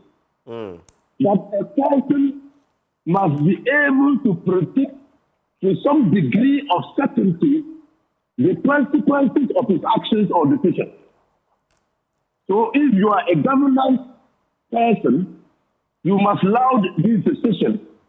Now people cannot act, especially those who have voted into Parliament, cannot take the mandate of the people who elected them into Parliament in the first place for granted. And that going forward, anybody, now that the precedent has been repeated, anybody will know that you can't be in Parliament and seek to run on the ticket of another party or as an independent while still in Parliament, because there is automaticity involved here. Immediately you take a decision inconsistent with the constitution of your party, you lose the membership of your party. And when you lose the membership of your party, you can't continue to represent them in Parliament, because representing a party in Parliament is an office of a party. It's one of the offices of a party. That's the first thing. And with the greatest respect to Mr. Professor Agyeman-Duah, the Constitution says that if a vacancy is created in Parliament 3 months to the election, no by-election will be held. Right. So to say that the Babel's decision has worked, the people of the constituencies where these people, these four members of Parliament who have been affected by the decision, has robbed them of representation, is moot. Because the Constitution already anticipates that situation. And so if it was not even by the rogue act of these members of Parliament, but by the natural occurrence of death, no by-election would have been held. and those constituencies and other constituencies would not have a representation. All right. Indeed, you can't even argue on the basis of a representation. And now we scandalized. If we are going to use the basis of representation, as Professor Agyeman-Duah said, as a basis to ignore the implication and risk of Article 97(1)(g. Because we all know that And Inusah Hussaini, your line is just a bit problematic. If you could just move a little for me, I'd be grateful. Let's see whether the line is better. Can I hear from you? Can you hear me now? It's better. But just a quick point before you proceed. You made mention of the constitutions of the respective parties. And yes, they do talk about the fact that, I mean, the MPP's constitution makes it clear that immediately you move from the party while you are representative, or you contest on the ticket of any party or go independent, you cease to be a member. I get that. But the constitutions of these political parties, in this sense, the MPP and the NDC, do not override, they do not subsume the 1992 Constitution of Ghana. So some have said that the interpretation shouldn't be based on what party constitutions are saying, but the fine print of the law and what it means in spirit and in letter. Is that not? Should that not be the case? But the same constitution and the political parties law says that parties must run those institutions. Those in charge of running parties must run their parties consistent with democratic principles. So if you are a party and you are not running your party in line with democratic principles, you will be breaching the constitution, not. And you will be breaching the laws of the country, not so. So you have to take all the facts into consideration. If your party says that you have lost the membership, your membership of the party, tell me a logical ground on which you can continue to hold yourself as an officer of the party by representing the party in parliament. Do you think Aaron Michael Quay, Prof, the former speaker, got it right in that 2020 ruling? And do you think that precedent is enough to carry forward into this arena in the 8th Parliament? Some have said that that was a mistake. In fact, I was joined this morning by the Otafo lawmaker, Vincent Ekoya-Sifwa, and he says if there were mistakes then, the law is an organism that grows, right? We're all conversant with this. It should adapt to what fits the perspective of the time. It then would appear that the law is not growing per how we've reflected it. What is your take? The growth of the law is not within the ambit of Parliament. It's within the ambit of the judiciary. And particularly, the adaptation of provisions of the Constitution is within the ambit of the Supreme Court. You cannot say that because of certain exigencies, Parliament should openly and flagrantly violate the provisions of the law. But if you go to the Supreme Court and you argue on the basis of the exigencies of the situation and the need to adapt, and the Supreme Court agrees with you, because we, the people of this country, the creed, the universal creed, we, the people, have said that it is only the Supreme Court that can interpret the Constitution. So if you go and argue before the Supreme Court that the exigencies of the situation require that this particular interpretation be put on the constitutional provision, and the Supreme Court agrees with you, that becomes the new law, that becomes the law. We will all be mandated, because of the universal creed, we will all be mandated to follow the decision of the Supreme Court. Yes, but even there, courtesy of judicial review, even that decision could be, overridden. And I've given the example in recent times of Roe versus Wade. It just requires the apt number of people who think in a different way, and that could be overridden. Yeah, but that is the beauty of precedent. Okay. That is the beauty of democracy. That is the beauty of certainty and predictability, as I told you. That is the beauty of the rule of law. So if a Supreme Court reviews a decision, its own decision, and by you, we know the Supreme Court can review it. Okay, all right. What the Supreme Court has offered. Let me. If the Supreme Court reviews its own decision, it becomes strong. Your line is breaking up, Inusaf Hussaini, but hold for me, Inusaf Hussaini. Let me bring in Professor Prof Agyeman-Duah. Prof, you've heard what Inusaf Hussaini is saying, but I just want to, in addition to what you're going to say, reflect also on SAL, Central Kofi, Akpafu, Likpe, and Lolobi, right? You said that, I mean, the constituents are being denied representation. How about SAL? We denied them. So what is your reflection on that, in addition to what you want to say? Yeah, in fact, when I was kind of reflecting over this, the first thing that came to mind was SAL. The fact that these people have been excluded from representation for the past 4 years or so. And of course, that's a major concern for the issue of representation. So what is going to happen is almost similar. But, you know, let me be clear with my good friend, Mr. Hussaini. I am not in disagreement with the rule of the Speaker in terms of the technical basis of his ruling. I think, as I say, I'm not a constitutional lawyer, but reading the Constitution is clear that he made the right decision. So I'm not faulting him at all. And I think this is going to be a big lesson for the politicians, as Hussaini referred to. And I'm totally in agreement with him. So what we are saying is, look, if you want to place representation above the law, and nobody is arguing that we should undermine the rule of law, I think it's important we uphold the rule. But the point I was making earlier was simply that, you know, when you are making decisions, as the Speaker has made, there are certain things you take into account. What in law they will call the extenuating factors or the mitigating factors or whatever. You look at the total environment, and then you make a decision that would not kind of rock the boat, so to speak.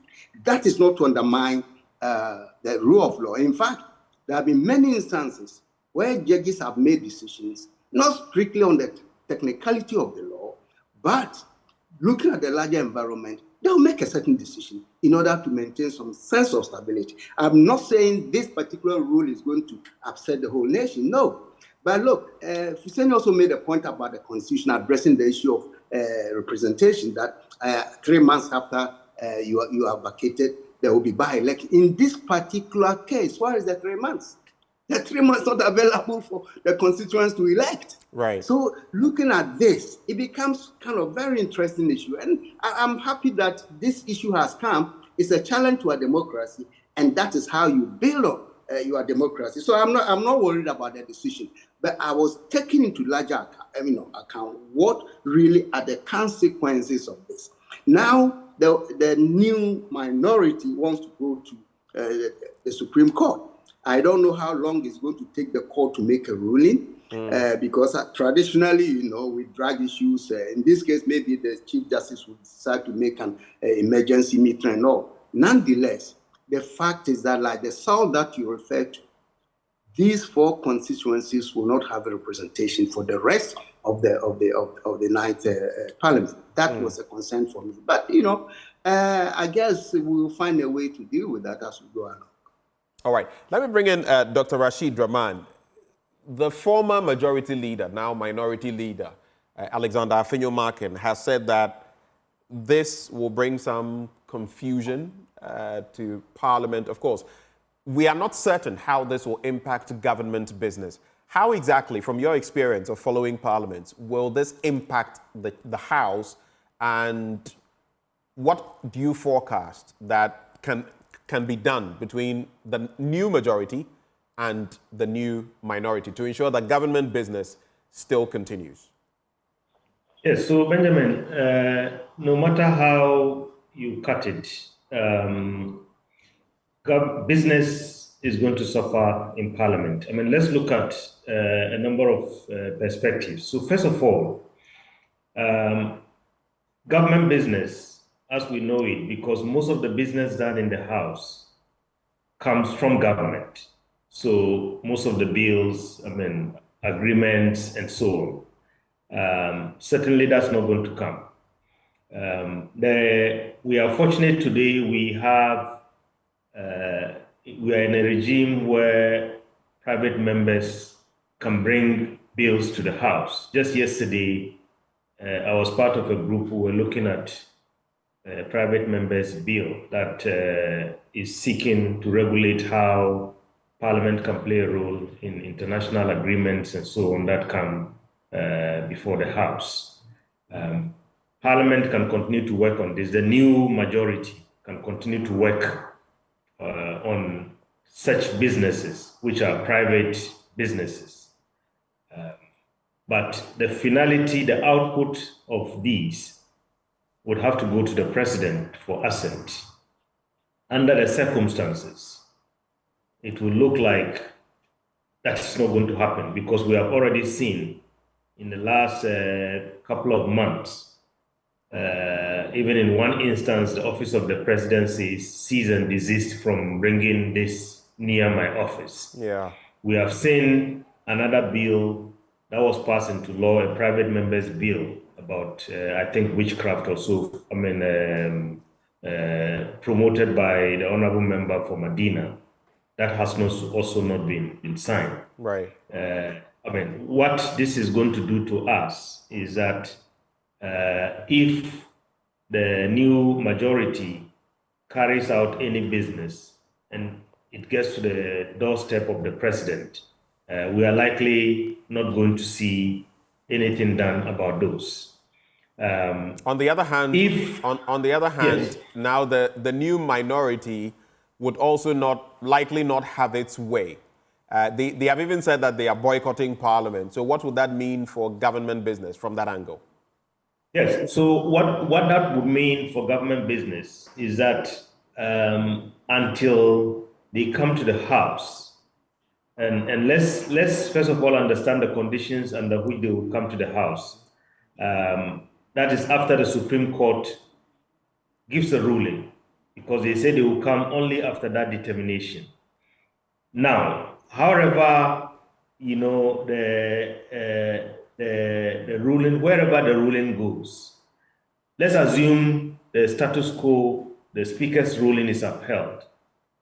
I am sure they are not going to be pleased, and they are likely not to cooperate with the new majority.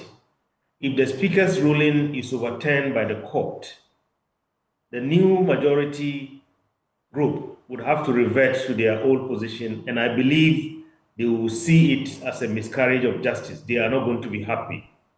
So, however you cut it, Benjamin, I think we are going to be in very interesting times, and it's going to be very difficult for both parties to cooperate, no matter how the decision, what the decision of the Supreme Court is. Because if the NDC is to go back to your old position, what we are going to hear is likely that, I'm not urging them to do anything, but I'm just, projecting what I know could happen. They are going to say, we are not going to cooperate. And sometimes the MPP doesn't have all the numbers in the House for decisions to take place, because you show us on your screen, on our screens every day, the quorum challenge and so on.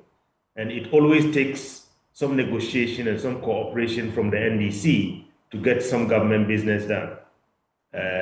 So however you cut it, Benjamin, we are going to be in very interesting times for the next couple of weeks. But I'm happy the issue of SAL came up, because that was one issue that I was also going to raise, because these people were denied representation and nobody raised a finger in this country except, Imani and others who have gone to court. And still, even the court, up to this day, we don't know what the determination is. So if, as the Constitution says, time is short, there's not going to be any by-election when we are about to go into a major election, I believe so be it. I think the people in these four constituencies might have to live with this constitutional provision. So Professor Prof Agyeman-Duah said something, and I'm going to Inusa Hussaini now. Mr. Hussaini, can you hear me? Inusa Hussaini. I can hear you. Okay, good. Professor Prof Agyeman-Duah says, technically, he agrees with what the Speaker did because if on the face of the law, prima facie, 97(1)(g) and H point in a certain direction. And that is the antecedent or the precedent set as well by Professor Aaron Michael Quay. But the suggestion is that for the sake of the larger democracy, maybe the Speaker could have ruled in a different way to avoid the sort of tension that we are going to experience. And again, to avoid the, so to speak, and I'm not using the right term, meddling of the apex court in the business of Parliament. And I use meddling not in any nefarious terms. What do you think of that? Wouldn't that have served our democracy better? Well, our democracy is served better when we act consistently, so that individuals will know that this is the expected outcome. In fact, if Honorable Bagben, as Speaker, had ruled otherwise, the debate would have been more intense than it is now. Because we see some consistency, the debate is what is the way forward. So I don't have any iota of doubt that this decision has been received favorably with a majority or by a majority of people. I have no doubt about that. Number two, people talk of intermeddling. The Supreme Court potentially intermeddling in the affairs of Parliament. No, I don't see it that way.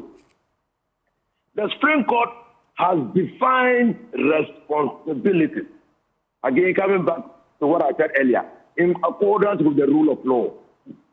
They cannot take on a matter that they are not seized with the jurisdiction to take on. And Parliament and the Speaker has a certain defined responsibility given to him. When Parliament is performing their responsibility and are not praying into the interpretative jurisdiction of the Supreme Court, the Supreme Court will not meddle. But if the matter that Parliament is handling has a potential interpretative connotation, then somebody can go to court to say that Parliament is seeking to do what the Supreme Court has been vested with power to do. The Supreme Court will have to evaluate the petition, and if it agrees that Parliament is doing what it has been mandated to do, it will hold what Parliament has done as unconstitutional, null and void. So there is no intermeddling here. There are clear-cut responsibilities. Now, what Speaker Bagben has done has sought to enforce, not interpret, enforce Article 97(1)(g), consistent with precedent.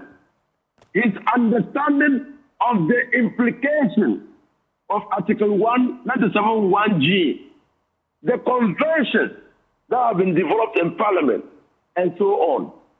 If the Supreme Court comes to a different conclusion, we will all have to follow the Supreme Court. So there's no problem. All right, let me now, just... I hear people, no, let me come, just a minute. I hear people talk about Parliament. Parliament has the power to regulate its own affairs. I also hear people talk of majority leader and minority leader. I will crave your indulgence to read the definition of majority leader and minority leader. My understanding before I left Parliament was the majority leader is a person designated by the party with the numerous or the highest numerical strength in Parliament forming government. Right. And so, if Atifosun becomes, if NDC becomes the majority in Parliament, will they be forming government? No. So Parliament will have to devise an institutional mechanism to accommodate this new arrangement. Is that another area? Is that another area where maybe there should be a ruling of the Apex Court to streamline matters? You've raised another clear point there. And added to that, just give me an answer to this, in addition to that question I just posed. If you read 99.1 of our Constitution, 99.1a, there's a problem that some people have raised, that the Speaker himself did not have jurisdiction on this matter. 99.1 says, the High Court shall have jurisdiction to hear and determine any question whether a person has been validly elected as a member of Parliament or the seat of a member has become vacant. The others are not so important to us right now. How do you reflect on these two matters? Those will be your final words. Well, so if, and it's about election, so you must read the provision as a whole. Has a person been validly elected? If the High Court says that person has not been validly elected, that seat becomes vacant. You must read the provision as a whole. But it also says, or the seat of a member has become vacant. They are not talking about different situations. They are talking about one and the same situation. So they are talking about election petition. That provision is about election petition. So if a person goes to the High Court with an election petition, it is the High Court that has exclusive jurisdiction to determine whether that person has been validly elected. Right. And if the court comes to the conclusion that that person has not been validly elected, that seat becomes vacant. So you read that provision as a whole. You don't divide it. Inusa, just a quick one. I'm going to Andrews Ejapa-Mensah on this very quickly, but the point is that it is clear, a person has been validly elected as a member of Parliament or the seat of a member has become vacant. I believe there are two issues at play there. Yes. But let me bring in Andrews Ejapa-Mensah, the secondee legislator, on this briefly, and then I'll come back to you. Mr. Ejapa-Mensah, very good morning to you. Morning. It's good to have you join the conversation. I hope you're well. Thank you. I'm good. By His grace, yourself? I am well. What do you make of this development? Your viewers and my good friend, Inusa Hussein. Great. There's also Professor Prof Agyeman-Duah and Dr. Rashid Rahman. All of them are on the conversation. What do you make of this development? And briefly, what do you think this means for the end of the 8th Parliament? I think it was a very sad day for our democracy yesterday.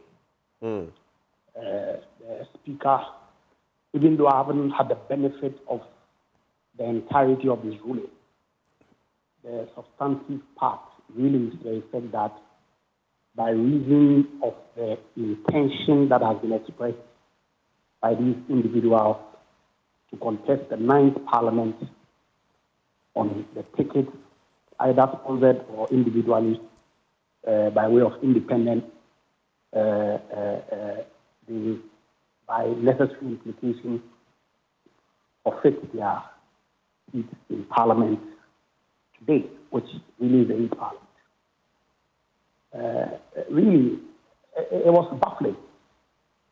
Because if you read Article 97 of the Constitution, and I didn't get the full submission of my good friend, Leonard Senior Inusa Hussein, right, that he was making statements to the effect that you need to read either the provision of the Constitution as a whole, whichever the case may be.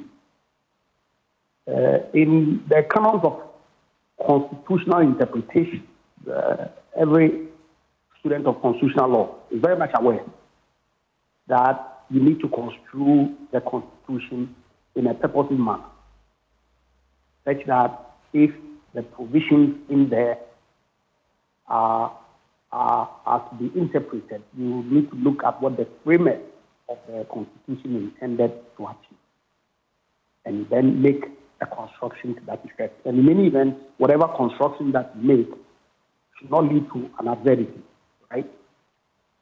So what was the intendment of the framers of the Constitution in providing for the clauses G and H? There really is a history to this. The precedent that was set by Aaron Michael Quay has also been brought into question in 2020. And some have said, why should it be different strokes for different folks? Does neither here nor there. The reasoning then not apply now? So it is not as if, in any event, who says that the decision of Michael Quay is bound or binding on the current parliament? But it sets a certain precedent, doesn't it? It doesn't set any precedent. The precedent means that you have to follow by operation of law. That if a higher court has ruled in a certain direction, you cannot depart from it. Are you telling me that Parliament, the House of Parliament, does not adopt some precedents based on previous rulings? Because my following of Parliament suggests that in many instances you do, and you cite previous events to support decisions that are taken. It appears we've lost Andrew Ejapa-Mensah, but I was going to engage in a bit of a tussle with him there on the issue of precedent. But let me just come briefly. Inusa Hussaini, final words in some 20 seconds, and then I'll go to my other guests for their final words. On the back of Inusa, let me bring in the question and then you can wrap with the others. Okay. On the back of all of these things we are talking about, is that not even more reason the Apex Court should deliver finality on some of these matters, so that we can, you know, have some conclusivity on it? Before you come in, I'm so sorry, I have to go back to Ejapa-Mensah to conclude. Andrews, you have final point, and then we can go. I was making the point that in any event, every parliament has a life of its own. And that for the 2 terms that have been in parliament, unlike in the court where if judges are delivering a ruling, they cite legal authorities to back their reasoning. Let's move away from that. The point I'm making is even in Parliament, often decisions are making and they cite. They say that, well, on the back of this and that. It applies as well. But is it an automatic? Is it an automatic event that the Speaker necessarily has to cite authorities and say that they are bound by those authorities? Of course, if there's a certain decision that has been delivered by the court, okay, right? In making a ruling on the floor, the Speaker may refer to those decisions of the court to arrive at a conclusion. And the Speaker has. But I'm saying that in our standing orders, Parliament has no business referencing any so-called precedent of a previous Speaker's decision. No way. All right. In any event, this scenario of independent candidates filing on the ticket of political parties, but is it the first time that this has happened? What played out then? What played out then? So really, look, I have read some commentary by my good friend Justice Sremsai. I tried to call him, but of course he didn't pick up.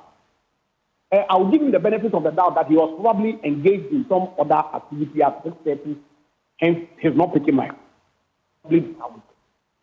And I've read the position that Professor Asare Kweku has articulated. Is it Ansar Asare or Kweku Asare? Because I've seen Ansar Asare. Professor. Okay. All right. Kweku, yeah, I mean, okay. It makes a lot of sense. Why? Because the mischief that this provision sought to cure was the situation where in the first Republican Parliament, people could cross from one side of the aisle to the other and remain in Parliament. It clearly disrupted the balance of power at the whim of whoever the executive was, leading to the one-party state that we had in Ghana. Did we want to go there going forward? Certainly not. That's why this provision was put in the Constitution.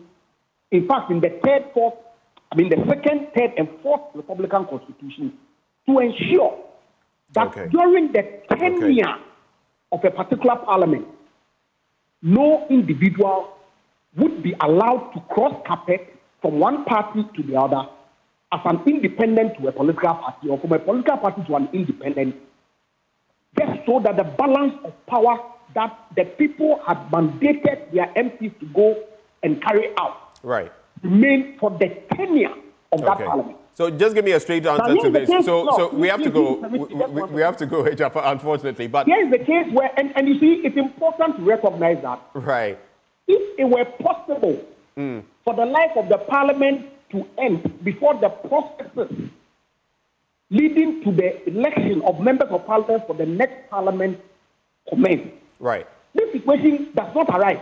All right. So your side in parliament, leading to the 9th parliament, right, it can never, under any stretch of the imagination, be construed to include activities or actions that are taking place now to affect the parliament today. In this unprecedented move, your side now, the minority, you say you are going to boycott, parliament at least. I don't know whether until the Apex Court rules on this matter. So the boycott still remains, right? Yes or no? I will leave the leadership of my caucus to decide. But think about it. Think about it. That's one point. Andrew Sejafamesa, we have to go. No, please, it's important. Please, just one point. Please. Okay, go ahead. Now, go ahead. You require 1/3 of members of parliament to constitute the quorum. Right.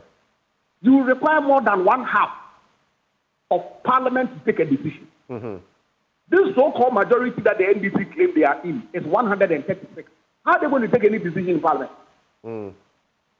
How?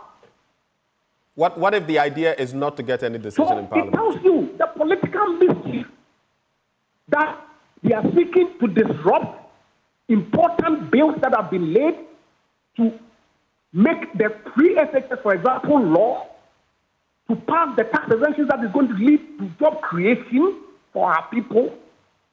All this, according to them, in their view, will not augur well for their political future. Okay. And so they, of necessity, ought to take steps that will disrupt the cause of the people of this. And they will take a decision on the 7th of December. Whether such, I don't want to use the word that I'm off. Let me leave it here.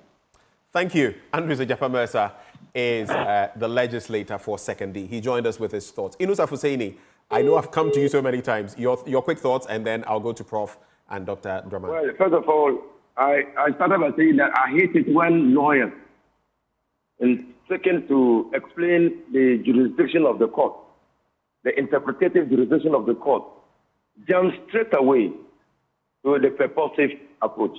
That is not the rule. The cardinal rules of interpretation says you give ordinary words, ordinary and natural words, their ordinary signification. What they mean is what they say.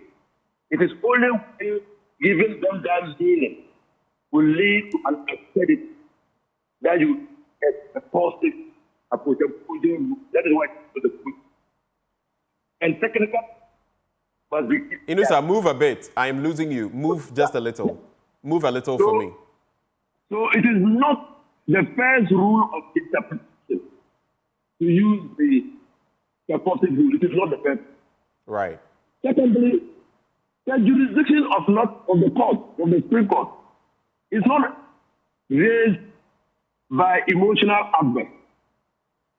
The jurisdiction of the court is raised by necessary petition invoking that jurisdiction. So I'll pray my good friend Agyeman-Duah, a colleague, that let's stop the bastardization of Parliament.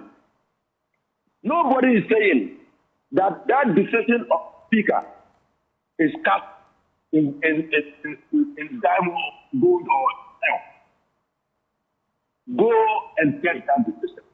Okay. But not bastardize Parliament. I will be the last person to bastardize Parliament. And let me again say, when Speaker Mike Okwe received the petition from the MPP in the 7th Parliament and proceeded without involving Parliament to give a ruling, as the ranking member of the Constitutional and Legal Affairs Committee of Parliament, I raised an objection to the procedure because a speaker is a presiding member.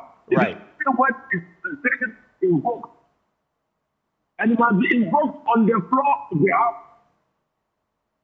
It must be invoked. Okay. So the speaker, when he receives a petition, must refer it to the necessary committee for them to deliberate and invoke his jurisdiction. So it is clear you gentlemen disagree to agree on this matter. Right. Let's take the last point.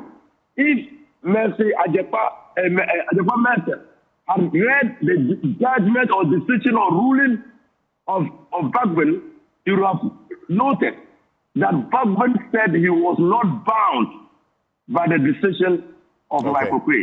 All right. So Mr. Hussaini. You don't have to fight with him on the basis of precedent. The Speaker himself has told you that he was not bound by that precedent. Mr. Hussaini, thank you so much for joining the conversation. Prof, final words on this matter?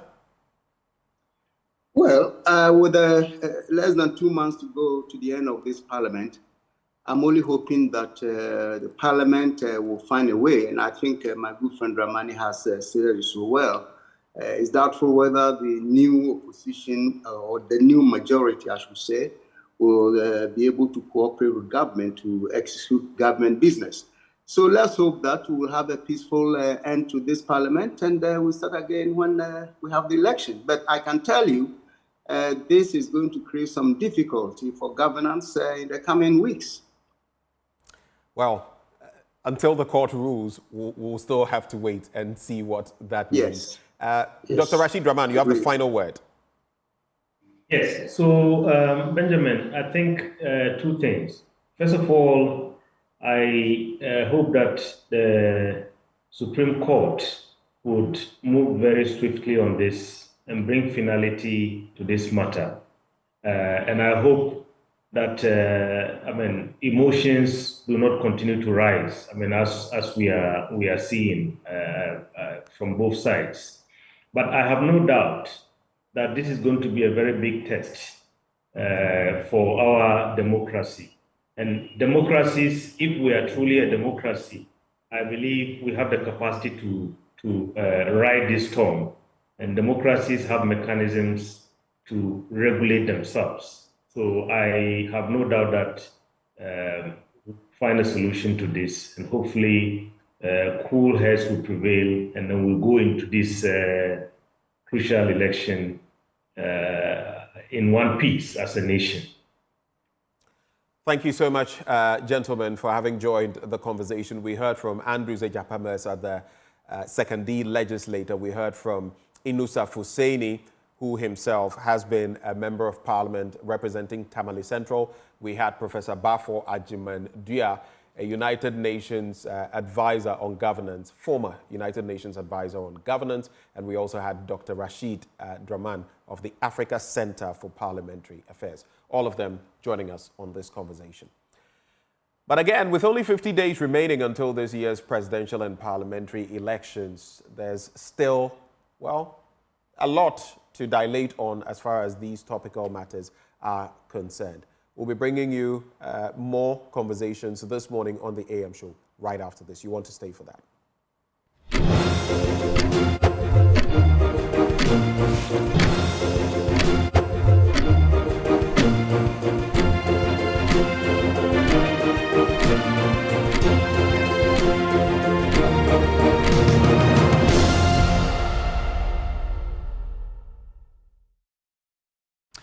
You're still watching the AM show now with only 50 days remaining until this year's presidential and parliamentary elections. The demand for good roads, improved healthcare and a functioning or functional harbour and job creation remains a top priority for the constituents of Keta, my homeland. Now in this edition of Constituency Lens, Carlos Kaloni takes us on a journey to the shores of Keta, its streets and its bustling markets, offering insight into the concerns at the very heart of the voters. You want to take a look at that, and then after that, we get into a conversation right here in the studio. Enjoy.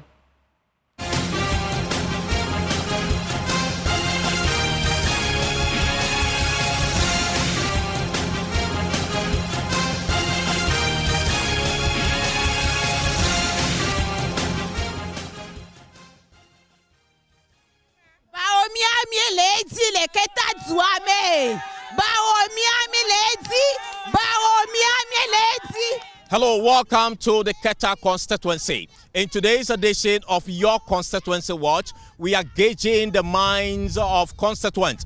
What is on their heart? What are their demands? What are they looking for?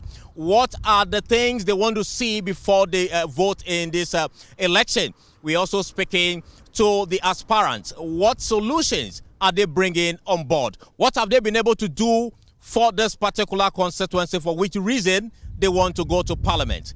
Come with me as we engage both the constituents as well as aspirants to understand where this constituency will fall in December elections. I'm here with one senior fisherman to tell us the concerns and the issues that will inform his vote. So what are the issues for you going into this election? My global bofia toshilomia aro ndumi dola mianya kaka mi danako kaka komachungo mi na kakpom awe ba agbaba sesem na mi abaro ya klomi la fia na ba plero ya kafia na maron kujia mi plena roya ma de ande sidiso aka file fia ba nya 300 sidi plajivo afi mi ajami yellow galon re kaire tojia chami jene 60 cedis kaka file fia odran 300 over emi jami vo chafo mon to na kama jimu na mi yibo mi kona na ko awe ba agbaba sesem na mi ta make nyanya fia mala ba america na fia nyama biba nyama bubumba maga dako kaka ahia ko ba ma dako ye matama bum ba ameke aglu nyanyara na maku njajara chonwa ma dako ni anuka we na jiba ya kpo afi na dako ye na mi efifi la fia biro akoda ya de ho kaka so nkaka viara ngona mi mo pombo mi aba nyu mi zana original mi vivi ami petrol adish original mi ro plefu evi abo moto mi afishama la disa o koneve ba jiruru na kpo mar a hafara na lemna mi kaka fifia no kove na ma me ulengo o gada na garage ya u we mi aba play stock rango ha. For me to vote this year 2024, I have 3 issues that I want the government to address for me, or any political party coming for their manifesto. I want to see that reflects in their manifesto. The first one is premise. It's been long we have premise here, and then when our fisher force goes to fish, the price of fish becomes high because what they use, the petrol they use, is very expensive. So when the premise is in, I'm sure the price of fish will be reduced a little bit. And then secondly, I also want a fish processing unit here in our community, because sometimes some of the youth wish to engage in the fish industry, but they don't have the necessary requirements or equipment to start. So when there is a fish processing industry here, I'm sure it's going to help all the youth to get something doing. If I see that in any of their manifestos, if it is NDC, NPP, GUM, any political party that has captured that, I'm sure I'm going to vote for them. This year, before I vote, I have some small thing like some 3 ideas that I want to share with the nation.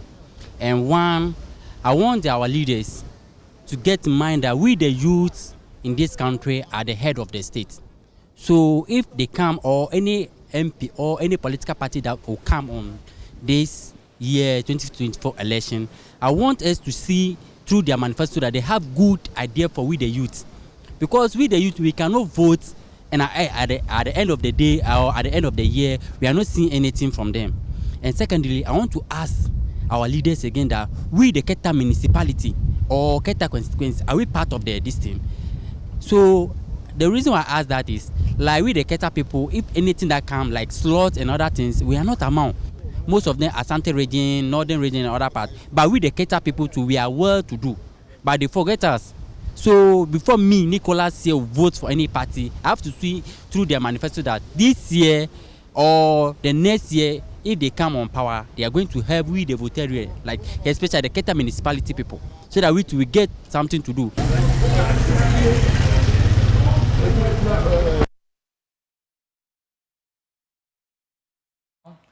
So, well, let's get the conversation going on the back of that. We have in the studio with us this morning Mr. Yara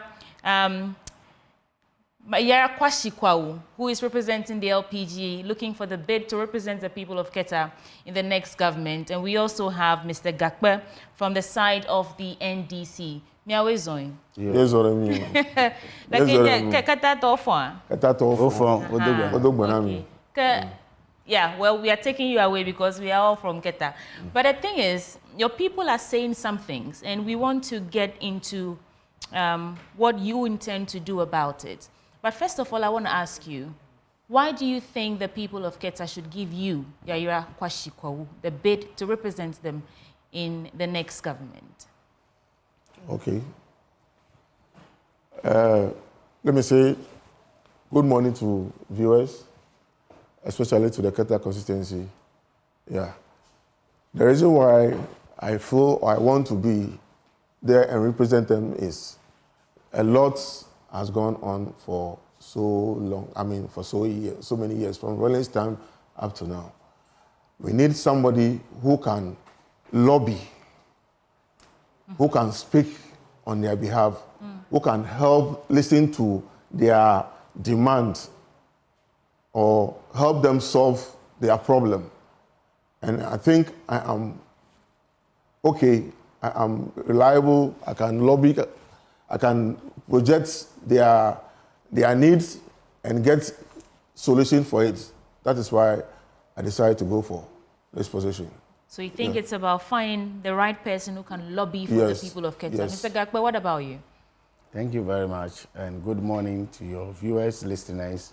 And then I want to use the opportunity to empathize with the people of Keta for yesterday's ravaging of tidal waves in Kejikofer and then Abuchakofer. My empathy to all the affected victims. When it comes to the constituency work, you know, I'm representing the good people of Keta, and then the work that we have started, we are ongoing with it. What I want to say is that more often people say you want to lobby. Lobby is the ability to influence and then bring something to your people. Are you getting a point? So lobbying, it depends on the target. Now the MPP is in power. And then when you go and lobby their ministers, they are in power, they don't care about you. When you talk about road, you file parliamentary questions. Nobody minds you. So it depends on where you are going to lobby. So based on that, that is why I veered from the central government to NGOs, where I was able to do a lot with NGOs. As I speak to you, people are talking about health. Can you imagine that if not screen it? Because before I moved to parliament, I've done needs assessment of every community. And then based on that, I know their needs and wants. Based on that, I've seen that for so many years, no eye screening have been done in Keta. And I decided from 2022 to start eye screening. We have screened over 15,000 people. And then we are giving them medications and all that. And out of that, as I speak to you, we have done 1,500 surgeries of cataract and pterygium. And today, in Ghana, if you want to perform one surgery, eye surgery, it will cost you less than 5,000. From 3,000 to 5,000. Multiply 1,500. Right.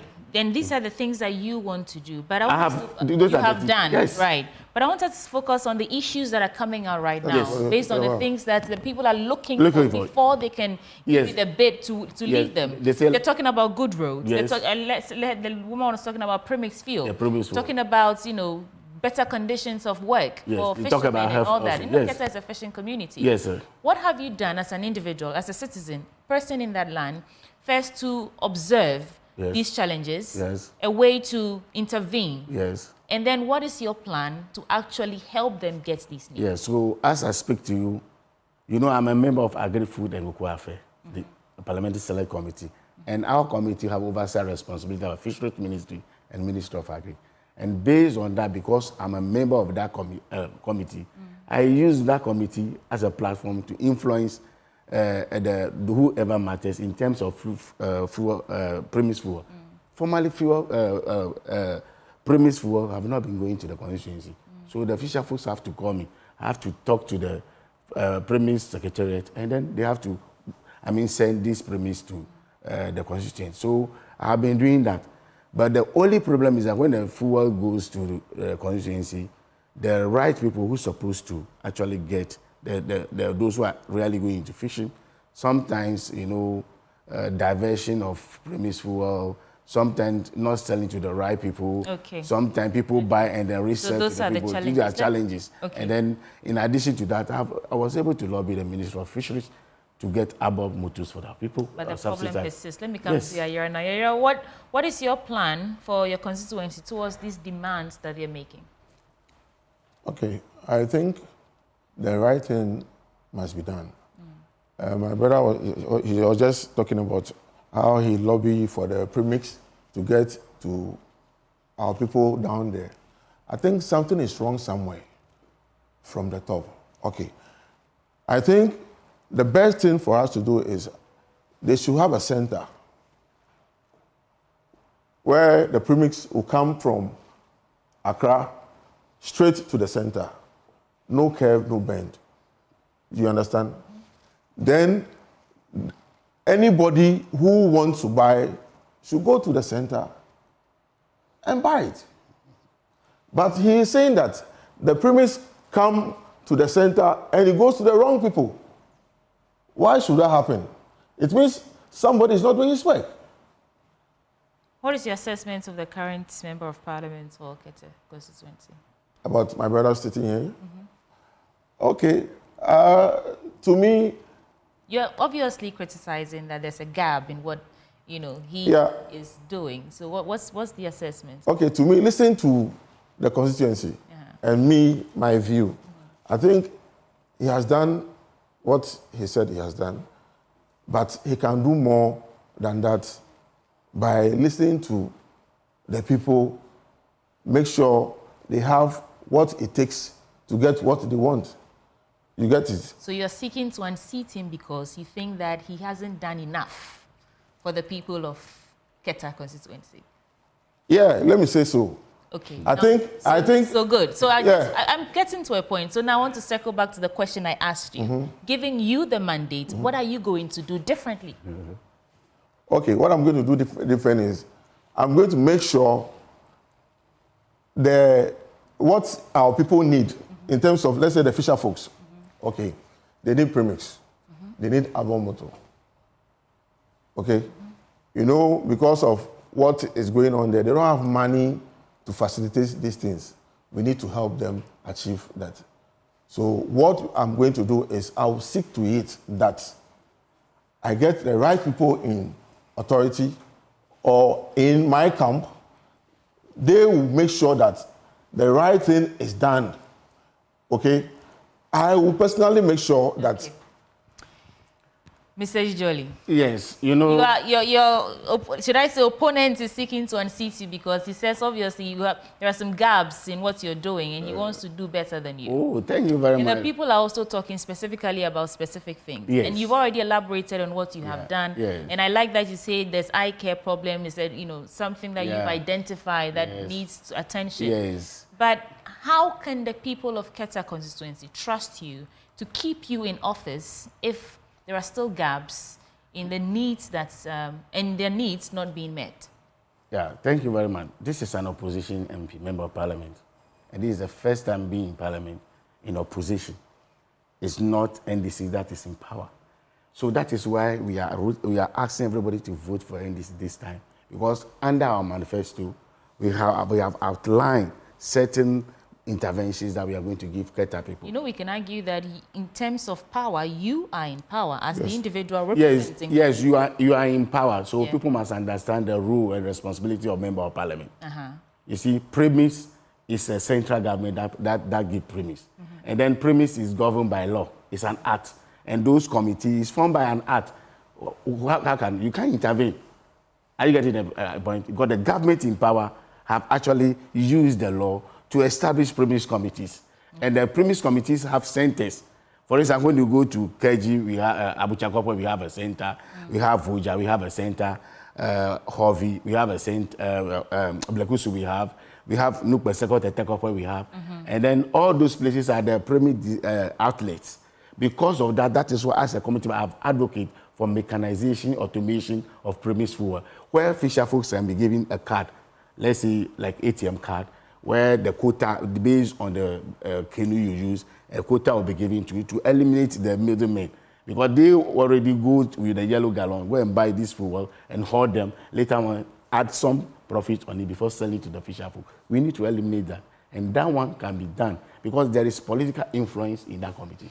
So in response to your critics who say you have failed, you're saying that it is not your government in power. Yes, of course. And so that's a limitation. Yes, a limitation because the committee. I'll come to you, Yaira. The committee is formed by the committee, composition committee is more or less a partisan committee because apart from the chief fisherman, the rest of the people are nominated by the district assembly. And who is the district assembly? Final bit before I move to you. The final bit is that shaking your head. You see, you can claim that you can do it, but you have no mandate. You have that power to actually do anything there when your government is not. You have no power. You have no power. I know Yaira disagrees. You have no power when your government is not in power.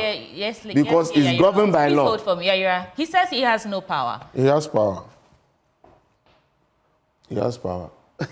I mean, my sister, I'm not here to chastise him or to say anything bad about him, but the truth is one. He's a member of parliament. He is representing the people from Keta constituency. So if something is going on that is not good or they are suffering, no matter what happens, he should find a channel. He's been given the mandate to do what he's supposed to do or what he said to the people. There are a lot of members of parliament from NDC. They are in power. They are in parliament. NDC is not in power. We all know, but they are trying to help their constituency. Okay. Do you get it? So your constituency I think you right now. Yes, I think they're sending a lot of comments. I think that what he's supposed to do. We have to go. What he's supposed to do is not supposed to sit and rely on the government. He's supposed to do what he's supposed to lobby. What is What is lobby? Let me tell you something, madam. Let me. Who are you going to lobby? Madam, let me make a point. I'll come to you for your final. Madam, let me make a point. Let me make a point. Okay. I am standing as MP. I'm not yet. I'm a PC. I went round to the constituency. I have seen a lot of problems. Or the people said they are in need. They want this, they want this. There are 4 different communities that they don't even have place of defecation. Not even KVIP or even okay, all right. So that's our time. No. You give me one. You give me some few minutes. I have a budget now. We have to go. Yeah, we have to go. The issue is that you are the member of parliament. People must, yes. And you are saying you have no power. But no, I'm not saying I have no power. As I have, in terms of premise work, am I going to import it? Well, that was not the only issue they raised. Yes, I have done school building. I provide furnitures. I have done fibroid cases. I have done pediatric care. I have renovated schools. I have been new schools. a lot of achievement. Okay. A lot. And they're supporting 400 people for school fees. And I have put 1,000 people on the apprenticeship program to give them skill and give them working tools. Thank you so much. This is 4 years. And in December 2024, in about 50 days, the people will decide. Oh, I'm definitely between the two of you, whether Yaira Kwashi, Kwawu from the LP, I can tell you or Kambet Dijoli, Kwame Gakpe. Is that all? Yes, that's all. I'm sorry. That's all the time that we have to No, the time is not enough for us. Yes, we'll invite you again, hopefully. Okay. So thank you so much. We had the current member of parliament on the NDC's ticket, that is Mr. Kwame Dijoli Gakpe. And then we also have from the Liberal Party of Ghana, Yaira Kwashi, Kwawu, joining us for constituency lens, focusing on the Keta constituency. And that's it for this belt of conversations, but there's still a lot coming your way on the AM show. We'll be right back.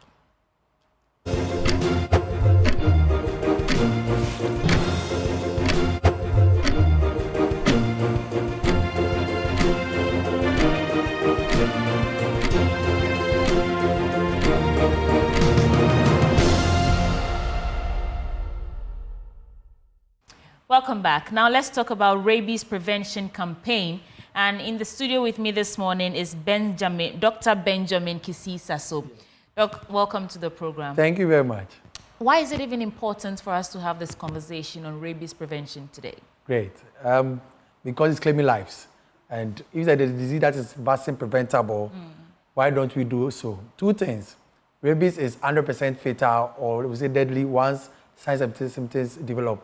It means once HIV is symptoms develop, there's no medicine in the world that can save a person. Okay. That's so sad. But the good news is that it is 100% vaccine preventable, which means we vaccinate our pets, we'll be able to eradicate it as done in some countries and even in Africa, Libya, we have Mauritius, we have Seychelles, they have all done the bit. And Ghana was signed to the treaty that 2030 will end rabies in Ghana. So what steps can people take? You said if we have to vaccinate. Yeah. Does the vaccination prevent the transmission from animals to human beings? And what steps can we take as people who have pets to be safe? Great.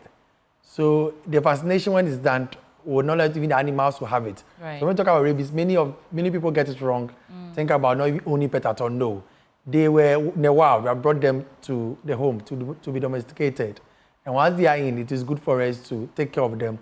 As being a responsible owner, you need to be vaccinated every year against rabies in Ghana because we are endemic. Why? All over the country, World Health Organization is saying that we are losing 70 lives, about 70 lives every year. And if you do extrapolation, it means each day 144 lives being lost. And bring it down 15 minutes, we are losing a life, which means that we could do all the best. How can we prevent it? Being a responsible pet owner. Anyone who wants to keep a cat, a dog, or any form of pet needs to make sure provide shelter, a home. If you don't have any means of home for the person, get a chain your dog, and make sure that you provide good food, water, and every year your dog is vaccinated against rabies. Right. But Doc, how accessible is rabies treatment and vaccination in our communities? So currently, in all over the country, we have veterinary offices or clinics. Okay. Greater Accra and urban area in Ashanti Region, we have a lot of private clinics also. And if you cannot find anyone, just get to the nearest agric office. They will show you the nearest veterinary. So it is all around. And this year, the good news is that the government has been able to give us about 100,000 doses of vaccines for free. Since 2019, that is signed on, we have not been receiving, and this year we have received a major boost. We are still asking for more. Developed partners have also brought about 33,000. We are still asking for NGOs, international bodies to still, and government is also being asked to bring more because looking at the ratio, we still have some gaps in there. So much can be done. Right. So can you share just one success story from the rabies prevention campaign? And then what will be that one key takeaway you want our listeners or viewers to take away from this interview today? Great. So looking at rabies in entirety, we normally want to get education to children because all over the world, children that are 15 get to form the 40% of victims. In Ghana, all the statistics, we are having more than 40% of the cases, the victims being children. And just in Ashanti Region this year, where we went for the World Rabies Day, we had 6-year and 10-year-old dying from biochemistry. We became a side event. So they have made rabies guide to educate these children in their schools. And currently, it's gaining momentum. The success story we could share is biochemistry. When we went, the chief, the traditional leader, the Queen Mother was able to accept that, yes, since the death and they got to hear about rabies, and they started educating, they are not seeing any cases of that. And the Queen Mother had made a point in the whole area in biochemistry that everybody should make sure they vaccinate, everybody make sure that they don't leave the animals outside. And this is something to us is good. If every traditional leader, everybody's doing it. I know when we talk about rabies, people talk about roaming dogs or stray animals. Yeah. It's the role of local assembly, which this year we have encouraged local assembly. It's their bylaws to make sure no animal is seen around. If they should see, the laws allow them to seize those animals and other quarantine or receive penalties from the owners. And if they are supposed to do so, we'll be able to eradicate rabies. Thank you so much, Doc. So where can we get more information in terms of accessing, information on rabies prevention? Currently, on all the social media handles, just type Veterinary Services Ghana on X, on Facebook, on Instagram. You'll be able to get. The campaign is going on, and free vaccination also is going on in various districts. If you have not vaccinated your pet, check your book. If it's due, get to the nearest. Tell your relative, tell your friends, tell your neighbors. Together, we can end rabies by 2030. Rabies is real. Thank you so much, Dr. Benjamin Kisi Sasso. Yes. And you are part of the rabies prevention campaign, shedding more light or creating awareness on rabies. Many thanks for your time this morning. Thank you very much. AM show. Right, and that's how we're wrapping up for the AM show this morning, this week, Benjamin and I. And if you loved Benjamin's outfit, on Fridays, Siru Africa gives Benjamin all these lovely outfits. And if you want to get in touch with them, you can just call 0557 029138. And my outfit was made by Dan Grace Clothing. Thank you so much for joining us for the entire week. You want to stay tuned for Joy News Desk coming up shortly. My name is Sweetie Abochi. Bye for now.